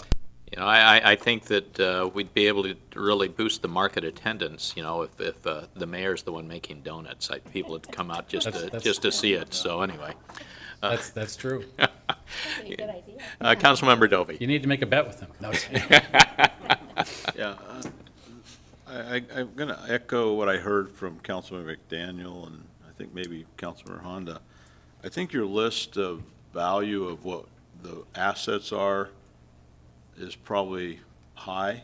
Mm-hmm. And, you know, if 33,000 is the number that the farmers market people want to sell this for, you might want to value what the goodwill is, because that's going to be worth more than the assets of a donut making machine and 25 folding chairs and things like that. So I would be surprised if you come up to $33,000 in value in assets. Well, then we'll look at a goodwill factor as well too. And then, of course, for everybody to know, they're not selling the business. They're just asking to buy the equipment. Right, but, you have to, if they're not selling the business or it's just selling equipment, it's got to be a package of everything, I would think. Okay. Question, are those assets, are they owned by the family or by the 501c3? The family and the 501c are one. Okay, So yes, okay. yeah. All So right. we'd be essentially buying it from the 501, which is the family, so. Okay, all we- right. we- Councilmember Sefa Dodson. Thank you. In line with what you said, I think you asked my question, but like, when we look at the storage van, Parks Department has vans and cars, so I don't know if we necessarily need to purchase that, for instance. Well, I'm being lazy but I'll call it total quality management, to have 2 storage units on wheels that are already there, that are loaded, but then to get a Parks vehicle and then have to unload it every Saturday afternoon and then load it every the next week. This, it's like running a railroad, at least for this first year. Okay, So, I'm yeah, okay so with that's, that. no, But, at first I was like going, what? And then I thought, oh my gosh, I'm loading and unloading this? I mean, I'd have to make a bet with John and have him help me or something. No, Yeah, and then the policy question is authorizing the expenditure of up to $33,000. Correct. However, when we get to the proposed council motion, it says up to 30,000. Up to? Oh, okay, well, what was the difference? So we just have So, so we just fix the motion to have it be the proper one, so. no, not our motion, it's the council motion underneath. Okay. It just says Yeah. up to 30,000, so you know. It just says. Yeah, the policy question, if you look on the agenda, Bill, Yeah. the policy question says 33,000, and the motion, as is written, is 30,000. Should that be changed to 33,000? Yes, 33, please. Yeah, in the Okay. motion, yeah, that's a typo, sorry about that. That's for when it goes to council. 33. Oh, okay, because right now it's right, okay, so this, I would be concerned, though, with forwarding this Yeah. without knowing what the costs are actually. Yeah. Does it have to be? Do we have to pay for this stuff? Or could you come back in a month and we would know what everything has been assessed at or appraised at, and we would know what we're looking at financially? So it's coming to February 4th anyway, So- so there's time, but should it come back to this yeah, or should it go, Committee. instead of going to the consent agenda for approval, should it go to the business agenda for It further doesn't, discussion? it doesn't have, it. Oh, yeah, it does. You guys' next meeting's the 11th, too. It'll be after the committee. Yeah, so it seems like if we wouldn't want it coming back to this committee if but may want to put it on the business agenda rather than consent agenda. Can I Jack? make a comment? Yeah, I don't think there's an option of doing this for 33,000 or less, and we're gonna go appraise them, and if it comes up at 17, there's gonna be a deal to do the farmer's market for 17. I think if you look at everything that's been talked about, negotiated, and what's been going on, the $33,000 has always been the number that group has brought to us if we want to take it over. And so if we're sitting here debating, is it worth 33, or is it 16, or 21, or what's it look like? I think we're way past that part of, we should have that discussion, don't get me wrong, but I think we're past that decision-making point, unless Bill says differently. Because the meetings I've sat in, that's the same number it's always been when it's come anywhere. So, are what you're saying is that the difference would be the value of the goodwill? yeah, then, if or- you're gonna value it on the assets, I don't think anybody will ever get to 33,000. That's just based on being there and looking at the stuff and what new stuff costs. But we're talking about buying assets, but really what we're talking about is taking over the first position of running the farmer's market and making it a federal way organization. And those, anyway, so Can we ask the attorney, we can't give public funds away for something that, if these items aren't valued, at 33,000, we could not give public funds away. Yeah, so I was, while this discussion's been going on, I've been kicking it in my mind, you know, what we're allowed to do from like a goodwill standpoint. From a bidding standpoint and a contracted standpoint, the two exceptions to having to bid something like this out would be either sole source or a special market exception. Arguably, this would be a sole source because it's being purchased from the existing farmer's market. I would be hesitant to offer any legal advice right now on the fly without doing my due diligence and looking up what the case law and the statutes actually say. I do think my knee-jerk reaction is, I think when we go to buy this stuff, it's really going to have to be whatever the appraisal comes back at, right? So if it is only $16,000, maybe we're not paying them $33,000, right? Maybe it is just the $16,000. But I'll look into that, and certainly we'll fire back out responses, you know, this week to the council. Yeah. But we're also buying the business. I mean, we're not buying. I know, and that's why I just would like to get into specifically Yeah. what the city is allowed to do, but that's a fair point. Yeah, it seems to me as though this should be forwarded to the business agenda rather than the consent agenda. No, that's very reasonable. And not that there's a clock on it, but it'd be nice to sort of like settle it so then we can move on. And the good news is we sort of figured this out really quickly and got it on this agenda going, oh, we need to talk about this at committee. We need to talk about it at council. So, oh,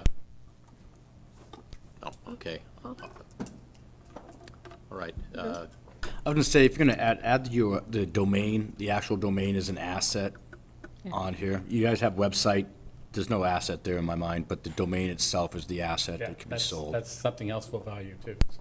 Right. Yeah. So it's like, again, buying the business plus the equipment and the domain. Would add it. Yeah. So, all right. Any more questions? Right. So do we have a motion? I think it was going to be to forward to the business agenda. Well, I'm trying to figure out how to word it because I want to make sure that. So if we do the recommendation, the committee recommendation, the proposed expenditure, that would be the amount that the items are valued at? Is that correct? To forward to the business agenda, do we even have to have a number on there?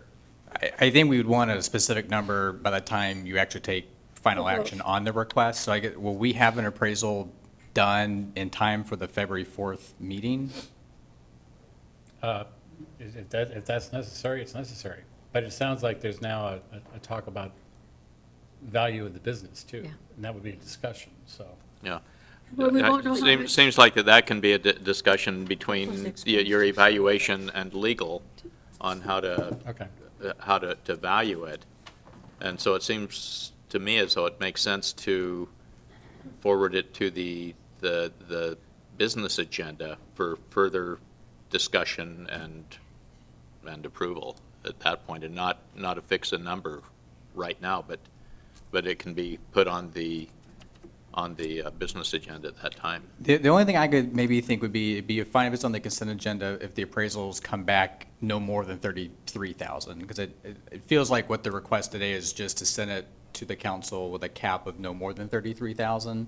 So I think potentially if the appraisal comes back at 33 or less, it could be on the consent, and then you can always pull it to the business agenda as well if need be. It'll get pulled anyway. It'll be on the business agenda one way or another. But if we send it to the business agenda from here, then staff has time to know that and to prepare for it. Sure. Yeah. So the way it's written is fine, then proposed expenditure, then you don't have to assign a dollar amount to it. Okay. Right, but just to the business agenda rather than, So I move to forward, are we ready? The proposed expenditures to the February 4th, 2025 business agenda for approval. Second. It's been moved and seconded. All in favor, say aye. Aye. Aye. It carries unanimously. Thank you. Thank you. All right, and that takes us to The last item. The last item on the agenda. There you Oh, no. 2 more items. Next to the last. Item H. Federal Way Community Center Locker Room Renovations Bid Award. Ms. Autumn Gressett. Good evening. I was going to say I have 2 more, but I'll happily go home early if you'd like me to. Good evening, Chair We don't want Walsh. Stacia to feel left out there. No. Good evening, Chair Walsh, Council President Kochmar, and Council and committee members. I am Autumn Gressett, Contract Administrator for the Parks Department. Before you this evening is the locker room renovations project update and contract recommendation. Let me move this really quickly. A little background and project overview. We have gone over this before, but I wanted to just sort of resurface it. In May 2023, park staff did commission a conditions assessment of the Federal Way Community Center locker rooms, which we brought forth to you in June of that year at FedRAC to talk about the structural issues, failing infrastructure such as deteriorated tiles, green board, that kind of stuff, and then efficiency upgrades that need to happen to the facility.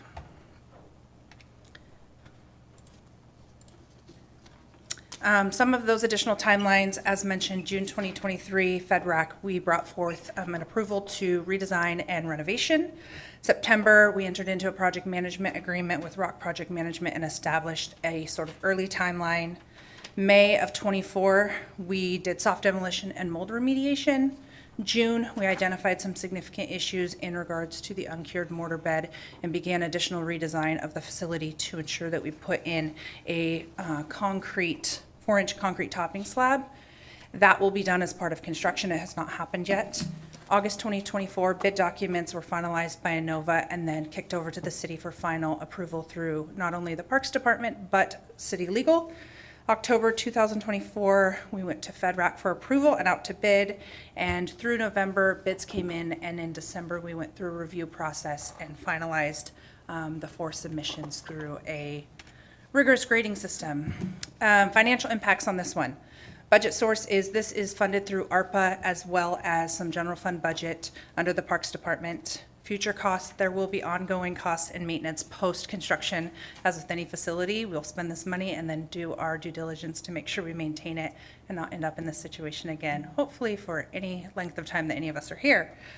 The contract recommendation is $1,782,033 with a contingency of $267,304.95 for an overall request of $2,049,337.95. That contingency is only put in there if we should need it. The contract amount that will be signed by Merit, should the council move it forward, is the $1,782,033.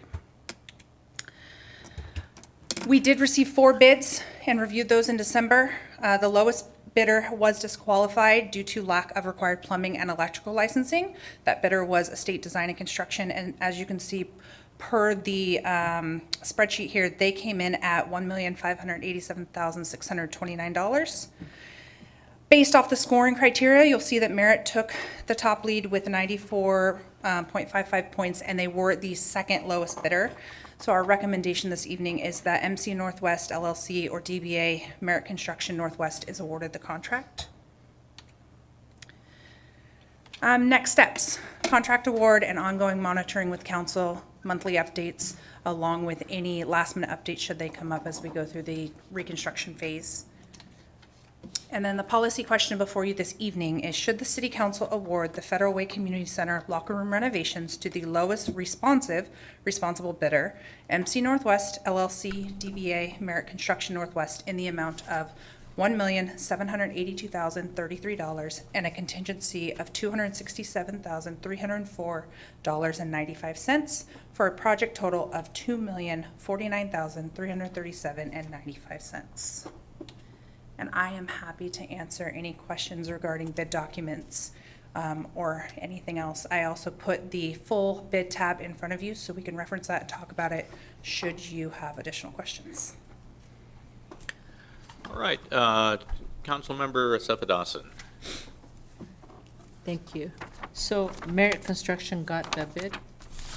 Merit Construction was one of 4 bidders. They were the second lowest, Yeah. and they are who are being recommended for award. Yes. So they're not the lowest bidder, you know, what you just said? The lowest bidder. It's not them, right? Is disqualified. It was a State Design and Construction. They were disqualified because they do not have the required plumbing and electrical licenses to complete the work that they proposed. Right, but when you just said, what is it, the lowest?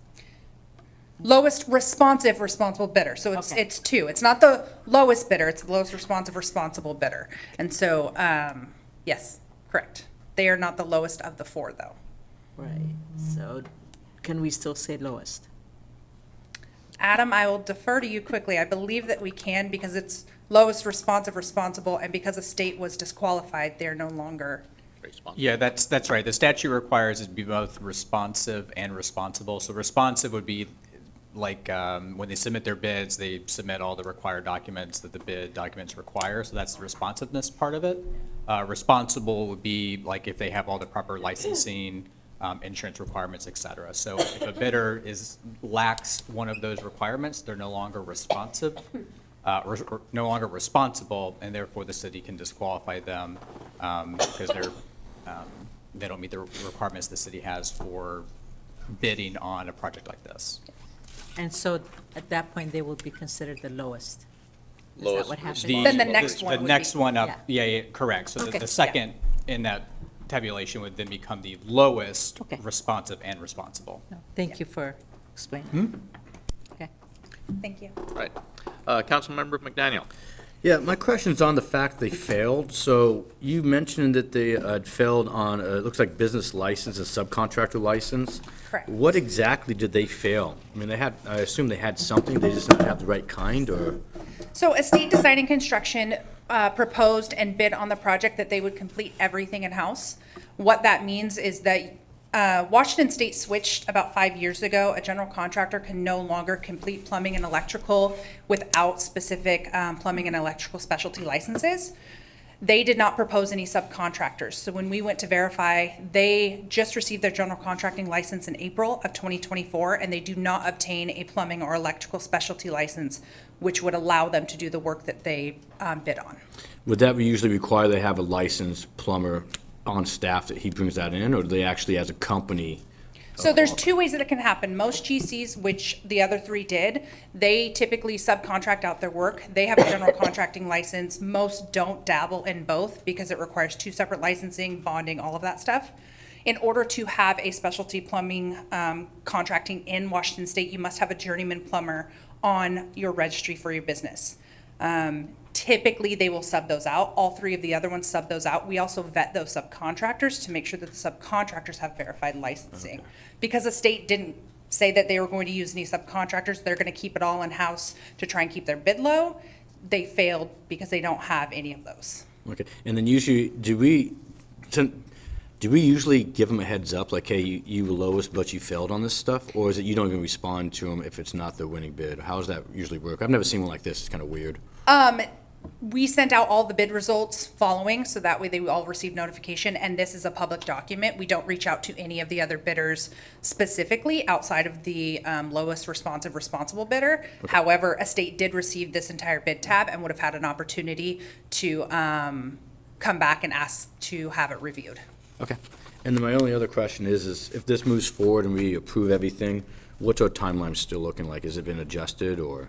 At this point in time, we will meet with the contractor post-signing after full council approval next Tuesday, and then would be able to finalize the timeline and come back to council with an update in February to give you that exact date. Yeah. And then, Chair, I just asked that we add this to the agenda until it's finished, just so we have updates on it. Thank you. Thank you. Yes. Okay. Councilmember Honda. Thank you. So when the work gets started, who will be doing the, making sure that the work is being done correctly so that another council sitting here in 15 years doesn't get angry with us saying that we didn't do our job? That's a fair Making sure that question. the work was done right. That's a fair question. We sort of have a trio oversight right now between the Parks Department, myself, John, Jason, and George overseeing this entire project, as well as Leif Ellsworth on site. We'll be on site every day The city does require that we have inspection every single day. That will be done by George. City inspectors will be called in for official inspections that need to be done. Our project management team, Rock Project Management, has 2 project managers assigned to us, Todd Aninga and Jason Suzaka, who will be on site daily to be checking those. We also have an oversight committee and a safety committee within Merit Construction and their superintendent that will be providing daily updates and project oversight. So between all of those and the reports that we have back to council, we will be making sure that every detail along the way is done correctly. So are you saying that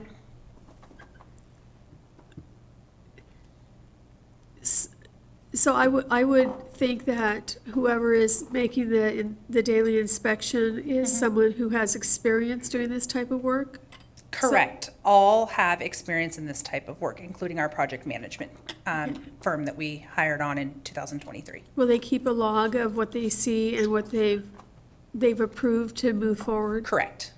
There'll be pictures and written documentation on a daily basis. Okay, I think that'll be really important for all of us because we don't want to see this happen again. Agreed. Even though we're not experts, we just want to make sure that. Agreed. Yeah. Thank you so much. You're welcome. I just have one question. How does this compare with, I mean, this was part of the annual budget, you know. With the bid, how did it come in relation to what we had budgeted in that budget? So we have $2.8 million budgeted overall for this project. The bid did come in about $200,000 higher than we anticipated, but we had allotted for that through contingency in our original budget. So we still are falling within that. Okay. And I was, with the contingency on this one, is the contingency a bit higher than typical? We did add a higher contingency and requested that from council. Under the guise that this project, every time we've turned a corner, has provided a surprise, and we didn't want to have to come back to you with additional contingency surprises. It is also standard practice to make sure that contingency dollar amounts are approved. Obviously, any large change order would come before council for approval, should one of those come up, but we wanted to make sure that we had the dollars appropriated, should we need them. Okay. All right. Thank you. You're welcome. Thank you, Autumn. Excellent. Do we have a motion? Sure. I move to forward the proposed bid award to the January 21, 2025 consent agenda for approval. Second? It's been moved and seconded. All in favor? Aye. Aye. It passes unanimously. All right. Thank you you. very much. I will turn it over to Station now. All right. Item I, report on PAC operations. And it is the final item on the agenda. Yes.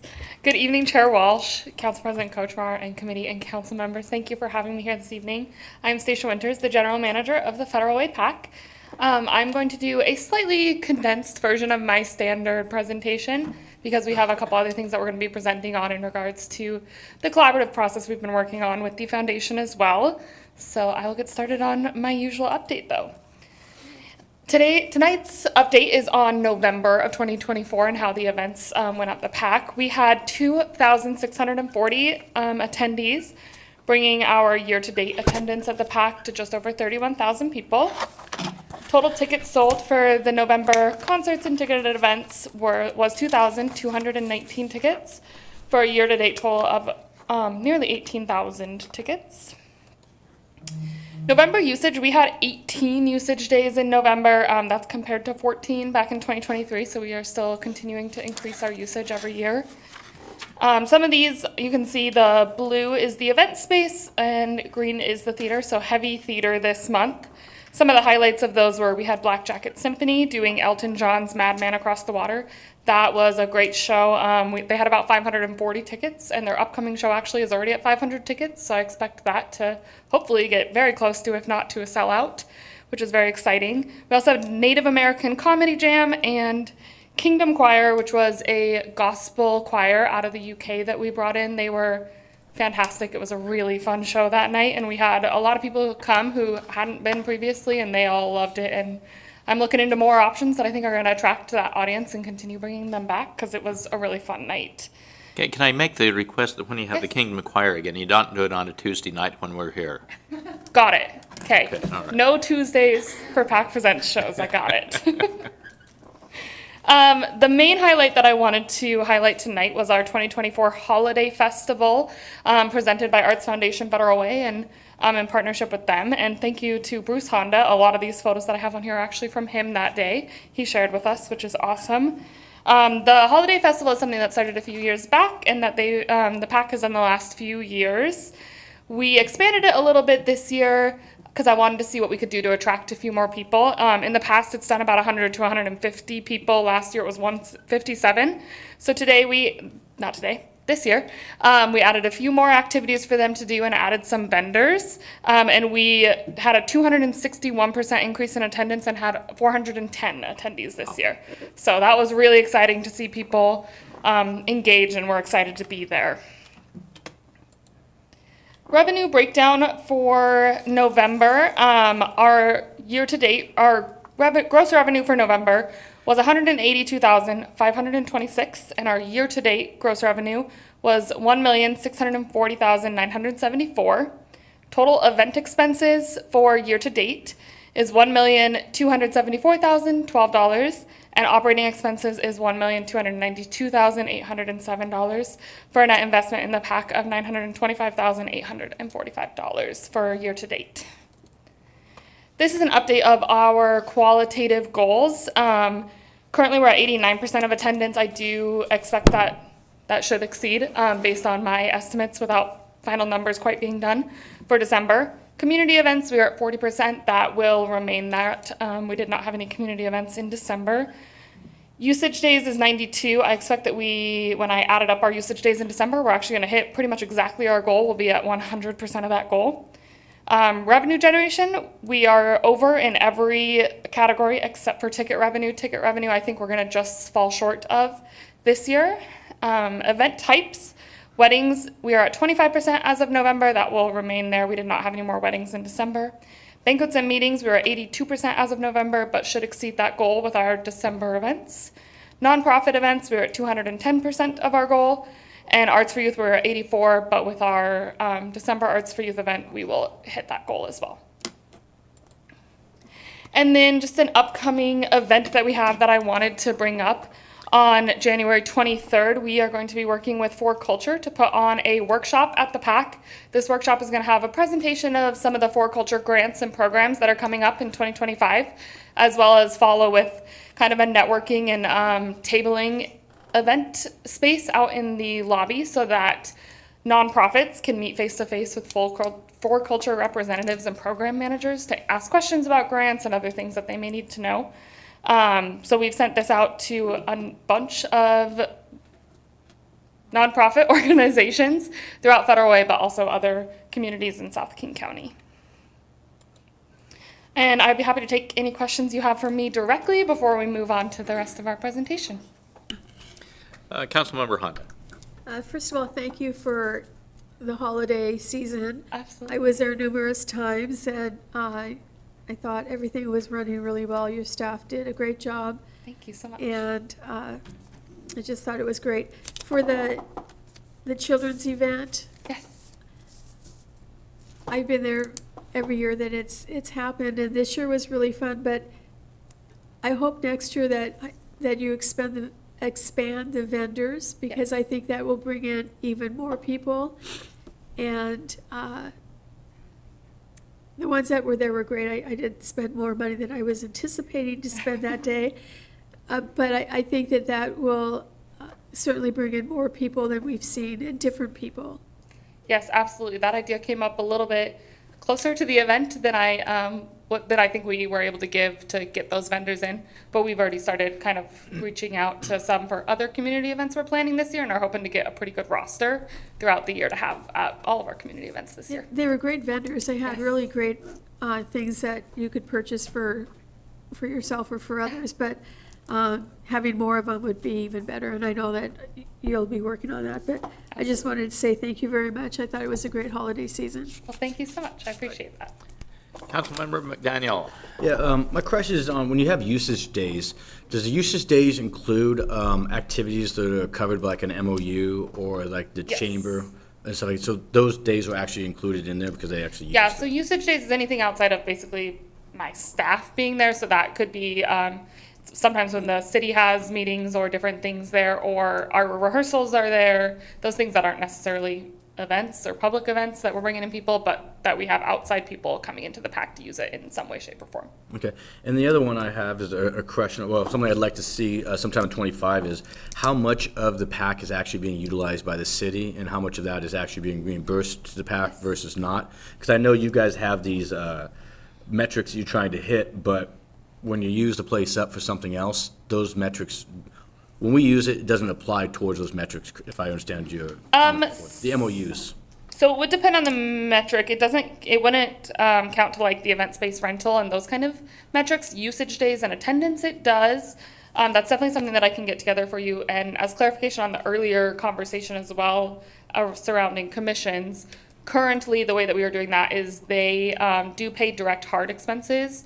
The rent just gets waived for an event if the mayor so directs it. Okay. And same with direct city events. They don't get charged rent, but they do all pay for their hard expenses. Just have a ballpark, what is the usual rent that's being waived? It depends on how many days and whether it's a weekday or weekend, but it's usually anywhere from like $1,200 to $5,000 for the bigger events over multiple days. Okay, that's what I'm looking for. Thank you very much. Yes, of course.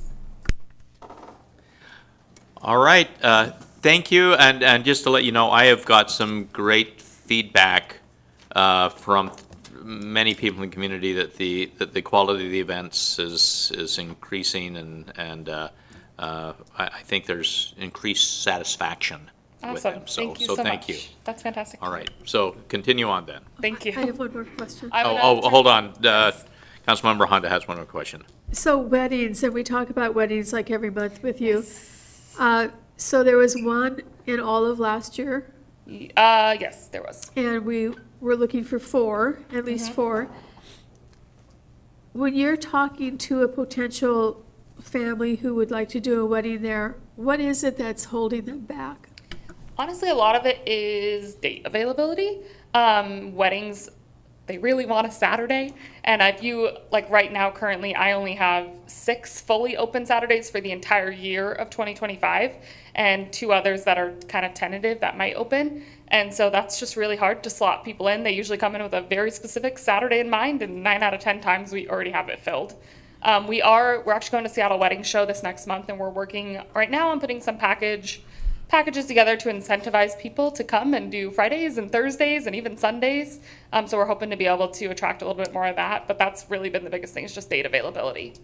So is it less expensive if you were holding a wedding there on a Sunday than Yes. on a Saturday? Yes. Yep, we have rent. Saturday is our largest rent day because, again, there's just no availability on it, so that's a prime rental day. But weekdays and even Sundays, we do discounts on the actual rent package for the day. Okay, thank you. Yes, of course. And then I will turn it over to Autumn. Next, Councilmember Stefanos. I'm so sorry. How about bringing outside food? Is that an issue also? That has been for certain cultural groups. That is also something that I'm currently working on, how to be more inclusive with that while still hitting our target numbers. Because I will say, not that many weddings have come up that have, but we've had a couple. And I'm actually working on one right now to see what kind of solution that we can have for that. So, yes. Anything else? And before I turn it over? Councilmember McDaniel. Yeah. Last one, wedding package, Saturday versus Sunday, what are we looking at for package cost on those? As far as actual true numbers? Yeah. So it kind of depends on the month. Typically, depending on the wedding size, if they need the entire venue, our standard buyout the entire venue is $5,000 for really any weekend days. Typically, if it's a Sunday in a lower season, January Sunday, I'll do $2,500 to $3,000. While in April, because most of our Sundays in April are also booked, that's still along that $5,000 range. So just kind of depending on the season and everything. And then we require the weddings, like she had mentioned, to use the catering that we have built in. We do currently and have previously, like I said, that's something that I've been working on for the last few months to see what options we have but while still maintaining our financial goals and not jeopardizing that in any way. Thank you. Okay. Yes. All right, thank you, Excellent. Stacia. I will now turn it over to Autumn to continue the rest of our presentation. Good evening again, Chair, Council President, committee members. We have talked immensely over email over the last few weeks in regards to JM Arts Consulting and what we are doing and why we are doing it at the PAC. To give a little context in regards to what we have so deemed as the Federal Way PAC Collaborative, probably 2 years or a year and a half or so ago, Tanya Carter had a conversation with, I think, a few of you and was posed the question of what is going on with the PAC. And she posed the question to me, how do we do things differently? And I think that is always something that we're talking about. And it wasn't so much that we went looking for how do we do it differently, is what is the industry standard? And are we matching that model across our region, across the nation, even as far into Canada? And Tanya and I had several conversations with venues of similar size, similar demographics across the nation. We talked to a couple different people out of Vancouver who also deal with the same types of issues that we're dealing with, right? Where's contributed revenue coming from? Where is standard revenue coming from? And what are our expenditures? And we fall in line with a lot of what the industry standard is. It doesn't negate the fact that you, as a council, continue to ask the question, how do we do better? And through those conversations, we ultimately ended up talking with some previous Blue Ribbon panel members, others that had consulted on that Blue Ribbon panel, and dove deeper into what was this meant to be and how have we changed and morphed over the years, for the good, for the different, whatever that means. Those conversations brought us to Joe McElwain, who was an original consultant on that Blue Ribbon panel and had created the pro forma that we also discussed many times over. Our conversations with Joe led us down the process of saying, we think that it would make sense to invest in doing a deeper engagement study and understanding how a collaborative or how a nonprofit could engage deeper with the PAC. Could we bring in more contributed revenue? Or, because we have entered into a venue management agreement, we are stuck in what we're doing and that's it until we maybe make a potential change. Ultimately, OVG agreed mutually to invest in this. The original dollars that paid for the $60,000 for the JM Arts Consulting contract came from OVG 360 to engage deeper and say, let's open up the conversation. That is what Joe will be talking to you about today. We invited, through this process, our Arts Foundation Federal Way. Thank you to some of the members that are still in the back. There's 11 on their board, as Paul mentioned. Paul Ishii is the president of that board. Alan Smith and Jean Burbage also sit on that, as well as several others from the community. Joe will go through this, but we engaged city staff, OVG, and Arts Foundation members to have this deep discussion over the last 6 months. And I'm excited to share that with you, and hopefully you'll have plenty of questions and he can provide answers to give some clarity. So, Joe McElwain. Thanks, Autumn. Council members, thank you for giving me the time this evening, and thank you for this opportunity. As was mentioned, I had the great pleasure of serving as part of the consulting group that worked with you to develop the original Performing Arts Center. And I was tasked with a little bit of input on the design process, but more so how would it ultimately operate and what would the pro forma operating budget look like. So I did some projections back then. And when I was contacted by the city, by Tanya and Autumn, I was excited to re-engage in this conversation because I had heard, and they presented to me, that the council had raised the question, and some community members had raised the question, why at the end of each year with a fantastic management company are we still finding ourselves in a situation where we are subsidizing the operation of the venue? Can that change? Can that get better? So when I sat down with them months ago and we looked again at the pro forma budget, I just simply pointed out that that budget included a line item for contributed revenue from the private sector to support the operations and the programs of the Performing Arts Center. When the city first opened the Performing Arts Center's doors, it said, it decided that it would manage the Performing Arts Center on its own through city staff was the first action. And the nonprofit organization that had worked with them leading into develop some revenue through the capital campaign and to help support over the years education performances and presentations, that relationship, in my mind, when I was building the budget, was a relationship that would continue and flourish, and the foundation would remain integrated in the process of supporting the PAC, that it would continue to generate contributed revenue for the PAC for both operations and programs over time. There are, I would say, a vast majority of the performing arts centers that are owned by cities across the country are operated by nonprofit organizations, giving them the opportunity to not only serve in the capacity of what the management company is doing to generate revenue through ticket sales and rentals and oversee the operation of the center, but they would also have the ability to generate contributed revenue, to engage donors in the support of the Performing Arts Center.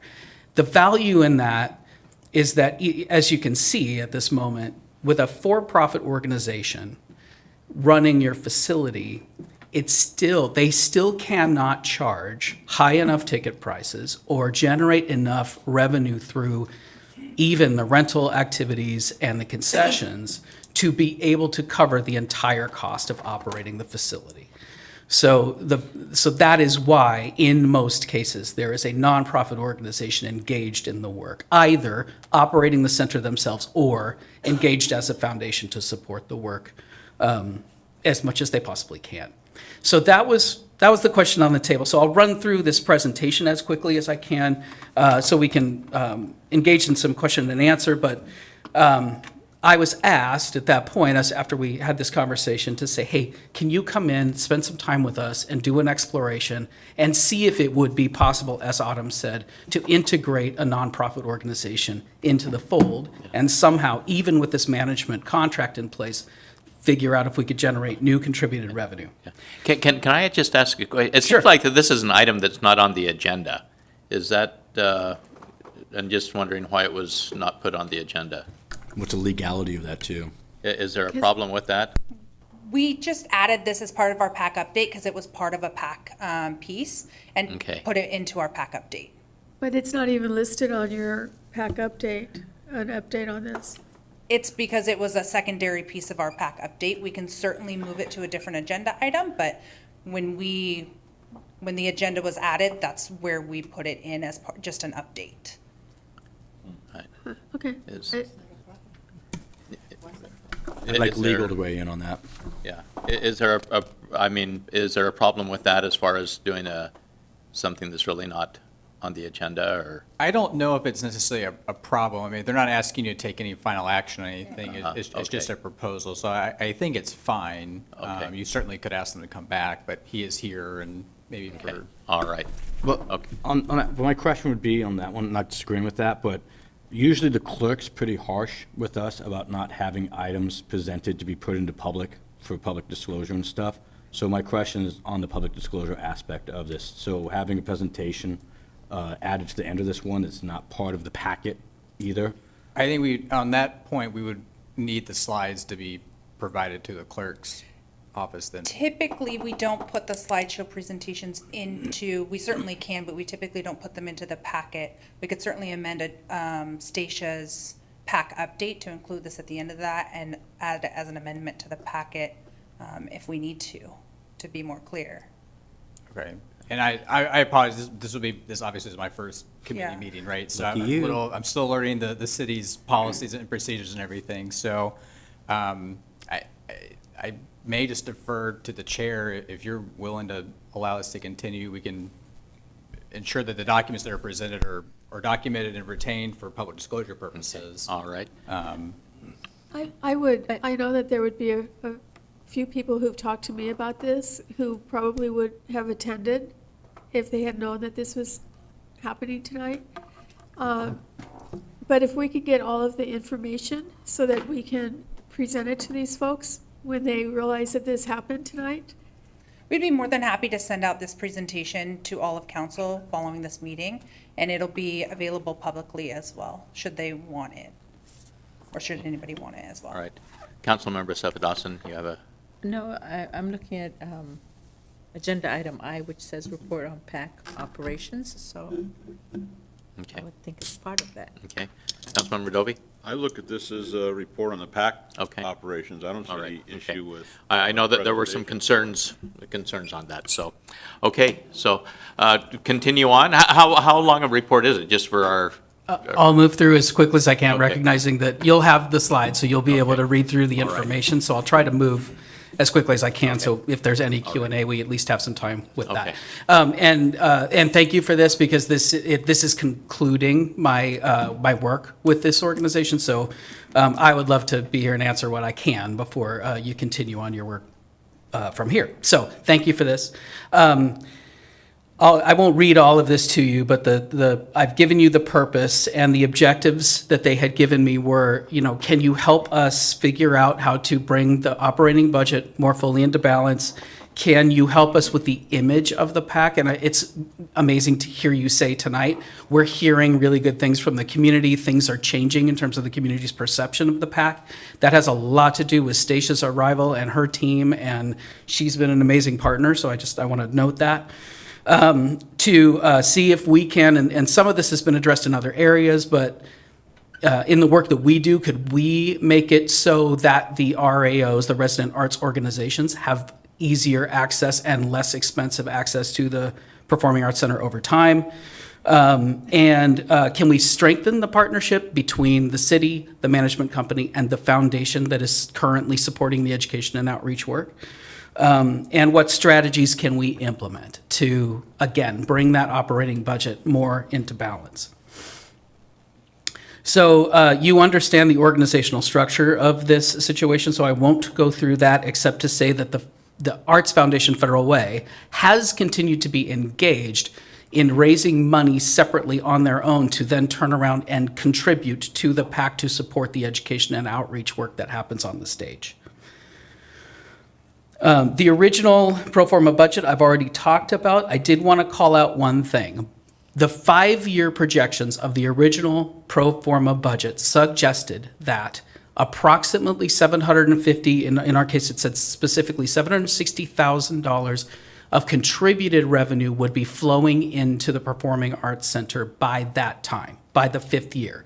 That is making the assumption that the foundation had continued and expanded its relationship with the PAC and with the city.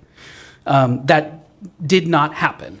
And so currently, the city is subsidizing that loss at this point to the tune of approximately $1 million.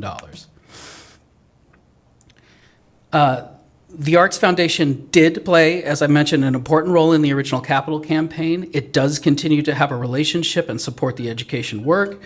But the foundation and the city never pursued a more complete relationship.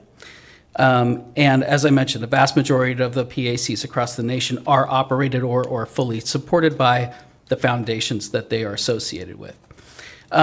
So I'm going to go through this slide because it basically repeats that information. And I'm going to go to this slide, which talks about, so what did we do? What was the work that we did over the past 6 months? So what I recommended and what we did is we brought together representatives from all 3 of these entities, the foundation, the city, and the management company. We created what we call a collaborative group. Our job was to meet monthly and to talk through some of the key issues that we were facing to see if the relationship between the foundation and the city could become more complete and to see if the foundation could get more engaged to help support the work of the PAC. So we covered things like fundraising. If we were going to fundraise in a more complete way, what would that look like? How would we account and manage finances between all of these organizations? Let's talk about programming. They built a really great relationship, a deeper relationship just by default for going through this process between the foundation and the city and Stacia and her team around programming, giving the foundation a little more engagement and opportunity to help make selections and influence how the programming, especially for education and outreach, would come about. And then what our hope is that we recognize that the city retains responsibility, ownership of the facility itself and the responsibility to maintain it and take care of it. The management company's job is to obviously operate the facility. We hope that the foundation, if ultimately they agree to do so, would assume new responsibilities, a deeper relationship, more with programming, education and outreach work, raising money to support the RAOs, raising money for more free events to the public, and help by raising all of the money necessary to pay for that expansion and growth. So the estimated timeline to develop and formalize a new structure that we envision would take from here about 6 to 9 months. They would work together, they being the city, the management company, and the foundation would work together to get back to work on the MOU. They had an MOU in place, but this would be a much deeper, larger MOU with a lot more detail in it to describe and define the relationship with, between them going forward. The concept would be to hire a development director for the foundation. Right now, it is an all-volunteer organization. So the foundation would hire a development director to engage in more completely in fundraising, to expand their fundraising goals, and to currently they're generating roughly between $50,000 and $100,000 a year. The thought would be that that their growth from here matches more closely to the pro forma budget that we put in place years ago. And our hopes and dreams, if this partnership formalizes, and we are calling it, like I said, the PAC Collaborative, if it formalizes, the expectation would be that there would be continued high performance by the management company, and continued growth in their programming, expanded and diverse range of programming for arts education and community engagement work, more affordable access for the RAOs, more impact, both cultural and economic, to the community, more positive image of the PAC in the community, balanced revenue, more balanced revenue, so that we're looking at roughly 1/3 of the revenue coming from ticket sales, 1/3 from rentals, 1/3 from the private sector in contributed revenue. And ultimately, hopefully, what we're looking for is a balanced annual operating budget. That would be our target, so that the city did not have the burden on its shoulders to subsidize the operation. But the hope would also be that under those circumstances, the city would consider continuing to take the dollars that it's currently investing in operations and set those aside for the long-term health, maintenance, and improvements of the facility itself, which in the not-too-distant future will begin to require some maintenance and replacement as it ages.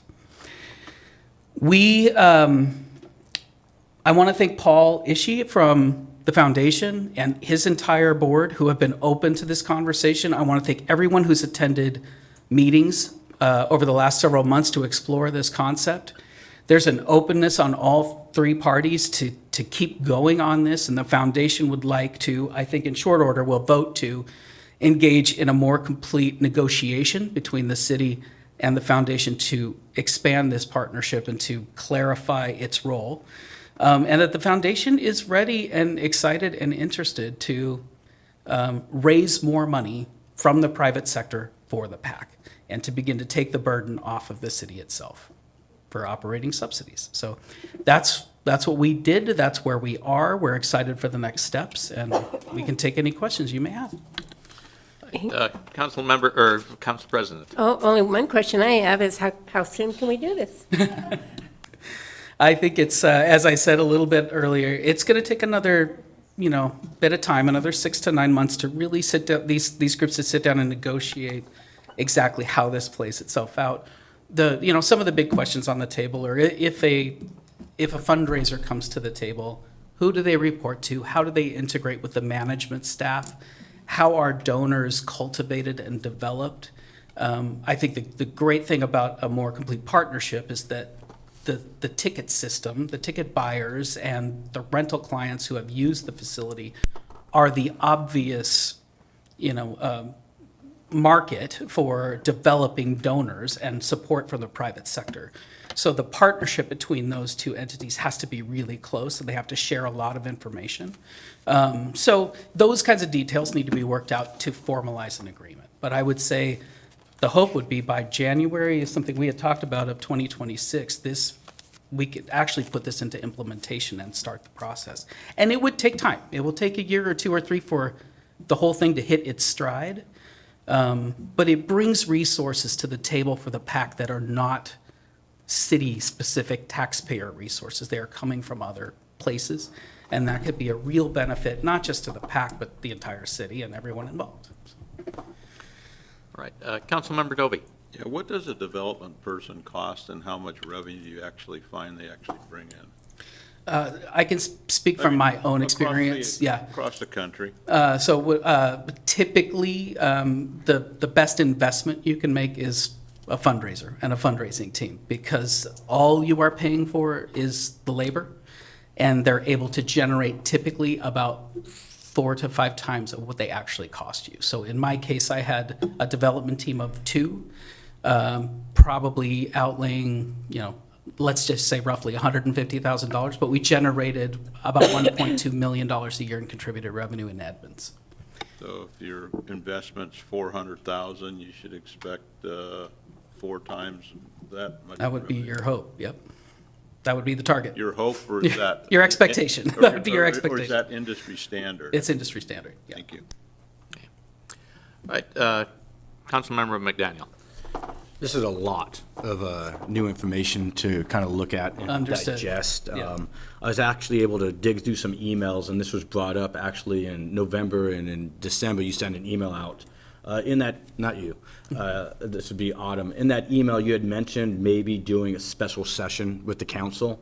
My one issue with this is I feel it was dropped on me. I understand you guys are saying it's part of it. If I would have known that this was going to be part of it, I would have researched more and got maybe a little bit better depth on it. Having it dropped last minute doesn't give me time to really digest a lot of what you just said. There's a lot of information coming out. What I'm hearing is there needs to be a collaboration with a third party, which is what the original Blue Ribbon documentation stated. I'm still, at this moment, kind of confused on what the next step's going to be. There was an associated cost with this, but I believe it was OBG 360 has covered that cost with you of 60-some thousand. That is correct. The that's cost was covered. It is a lot of information to digest. This was the first of probably many conversations that we're bringing this as part of an update.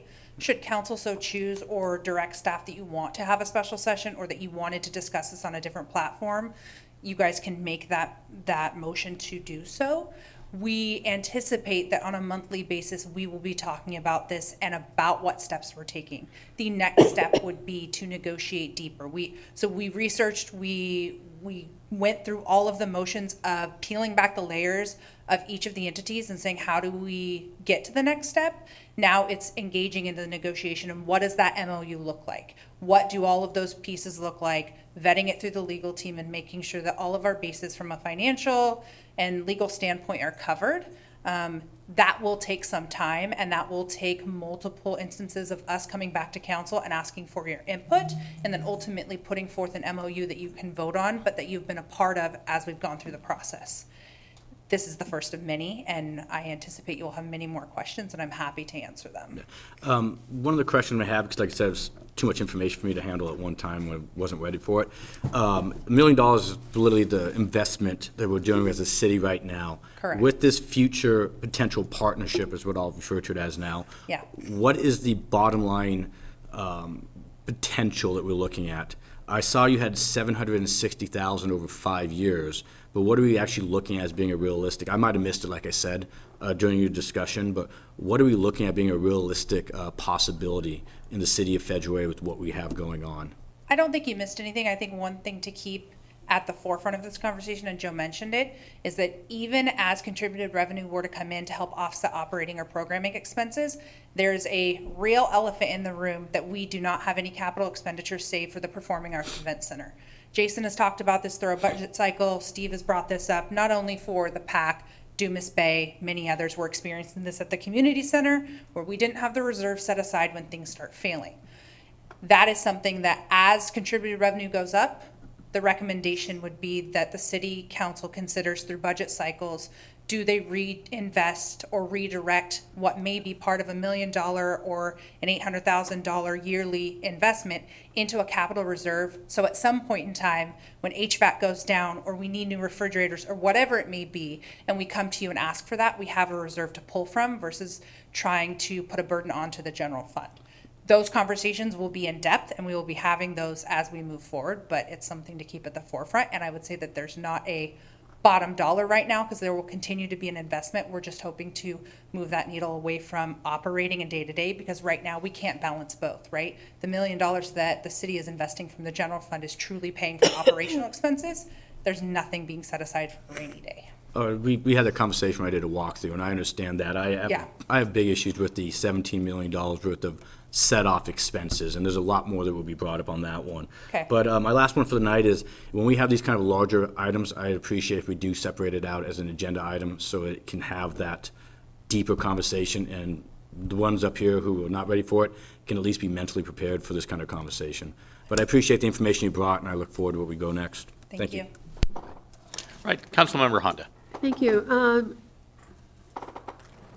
I'm glad that we're getting a report on this. When I read the contract several months ago, I started asking questions. And Autumn, you sent us an email on 12/2/2024, and you say that at the January PRHSPS committee meeting, which is what we're here at, we will provide a brief report summarizing our progress and next steps. However, given the significance of the findings and the complexity of the work, I would like to suggest a dedicated special session with the council.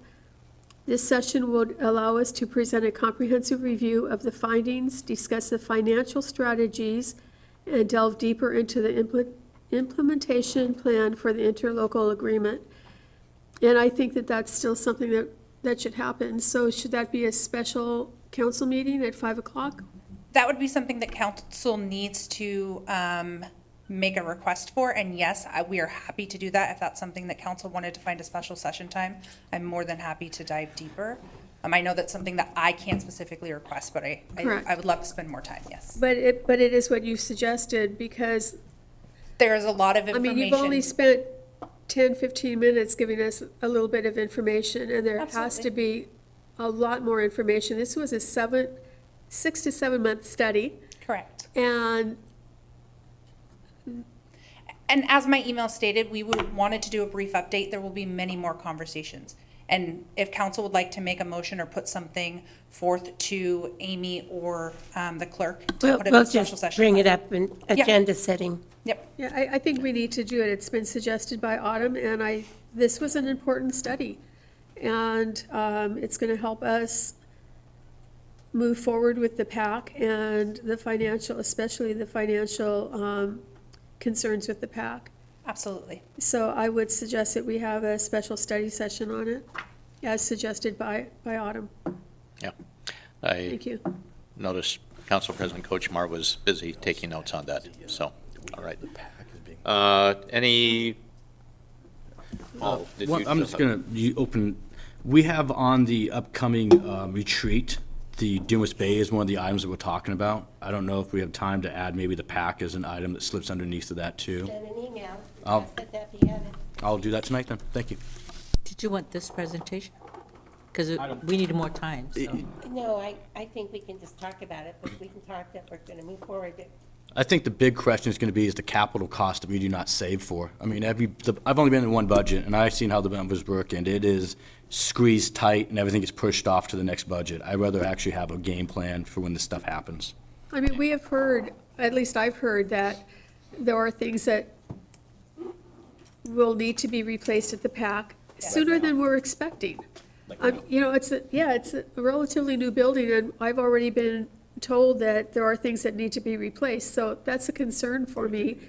And I know the whole council is concerned about that, so I think that a special study session would certainly be in order. Understood. All right. Thank you. Councilmember Dovey? Yeah, just two comments. I think it's great that there's an organization that wants to help raise funds and do different things. But I think our biggest discussion is what I've heard from on that side of the dais is we really need to have a discussion about replacement funds. And it's not just the PAC. We're just experienced it with the community center. We had that discussion about pumps in the pool today. And that's the real, I don't know, it's the ticking time bomb that we kind of address, but don't really, I don't think. And this is a prime example. There's a group that wants to help raise money, but you got to put $1 million aside to make the building work. I mean, that's probably, we got a roof up here that we got a problem with, and that's going to impact a lot of things. And the real discussion, I think, is that first before you talk about how we're going to implement this, but they all kind of fit together. Right.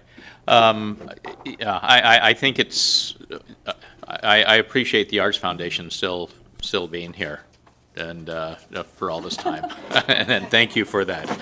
And I appreciate the work that they do, and I appreciate that they're willing to do more work.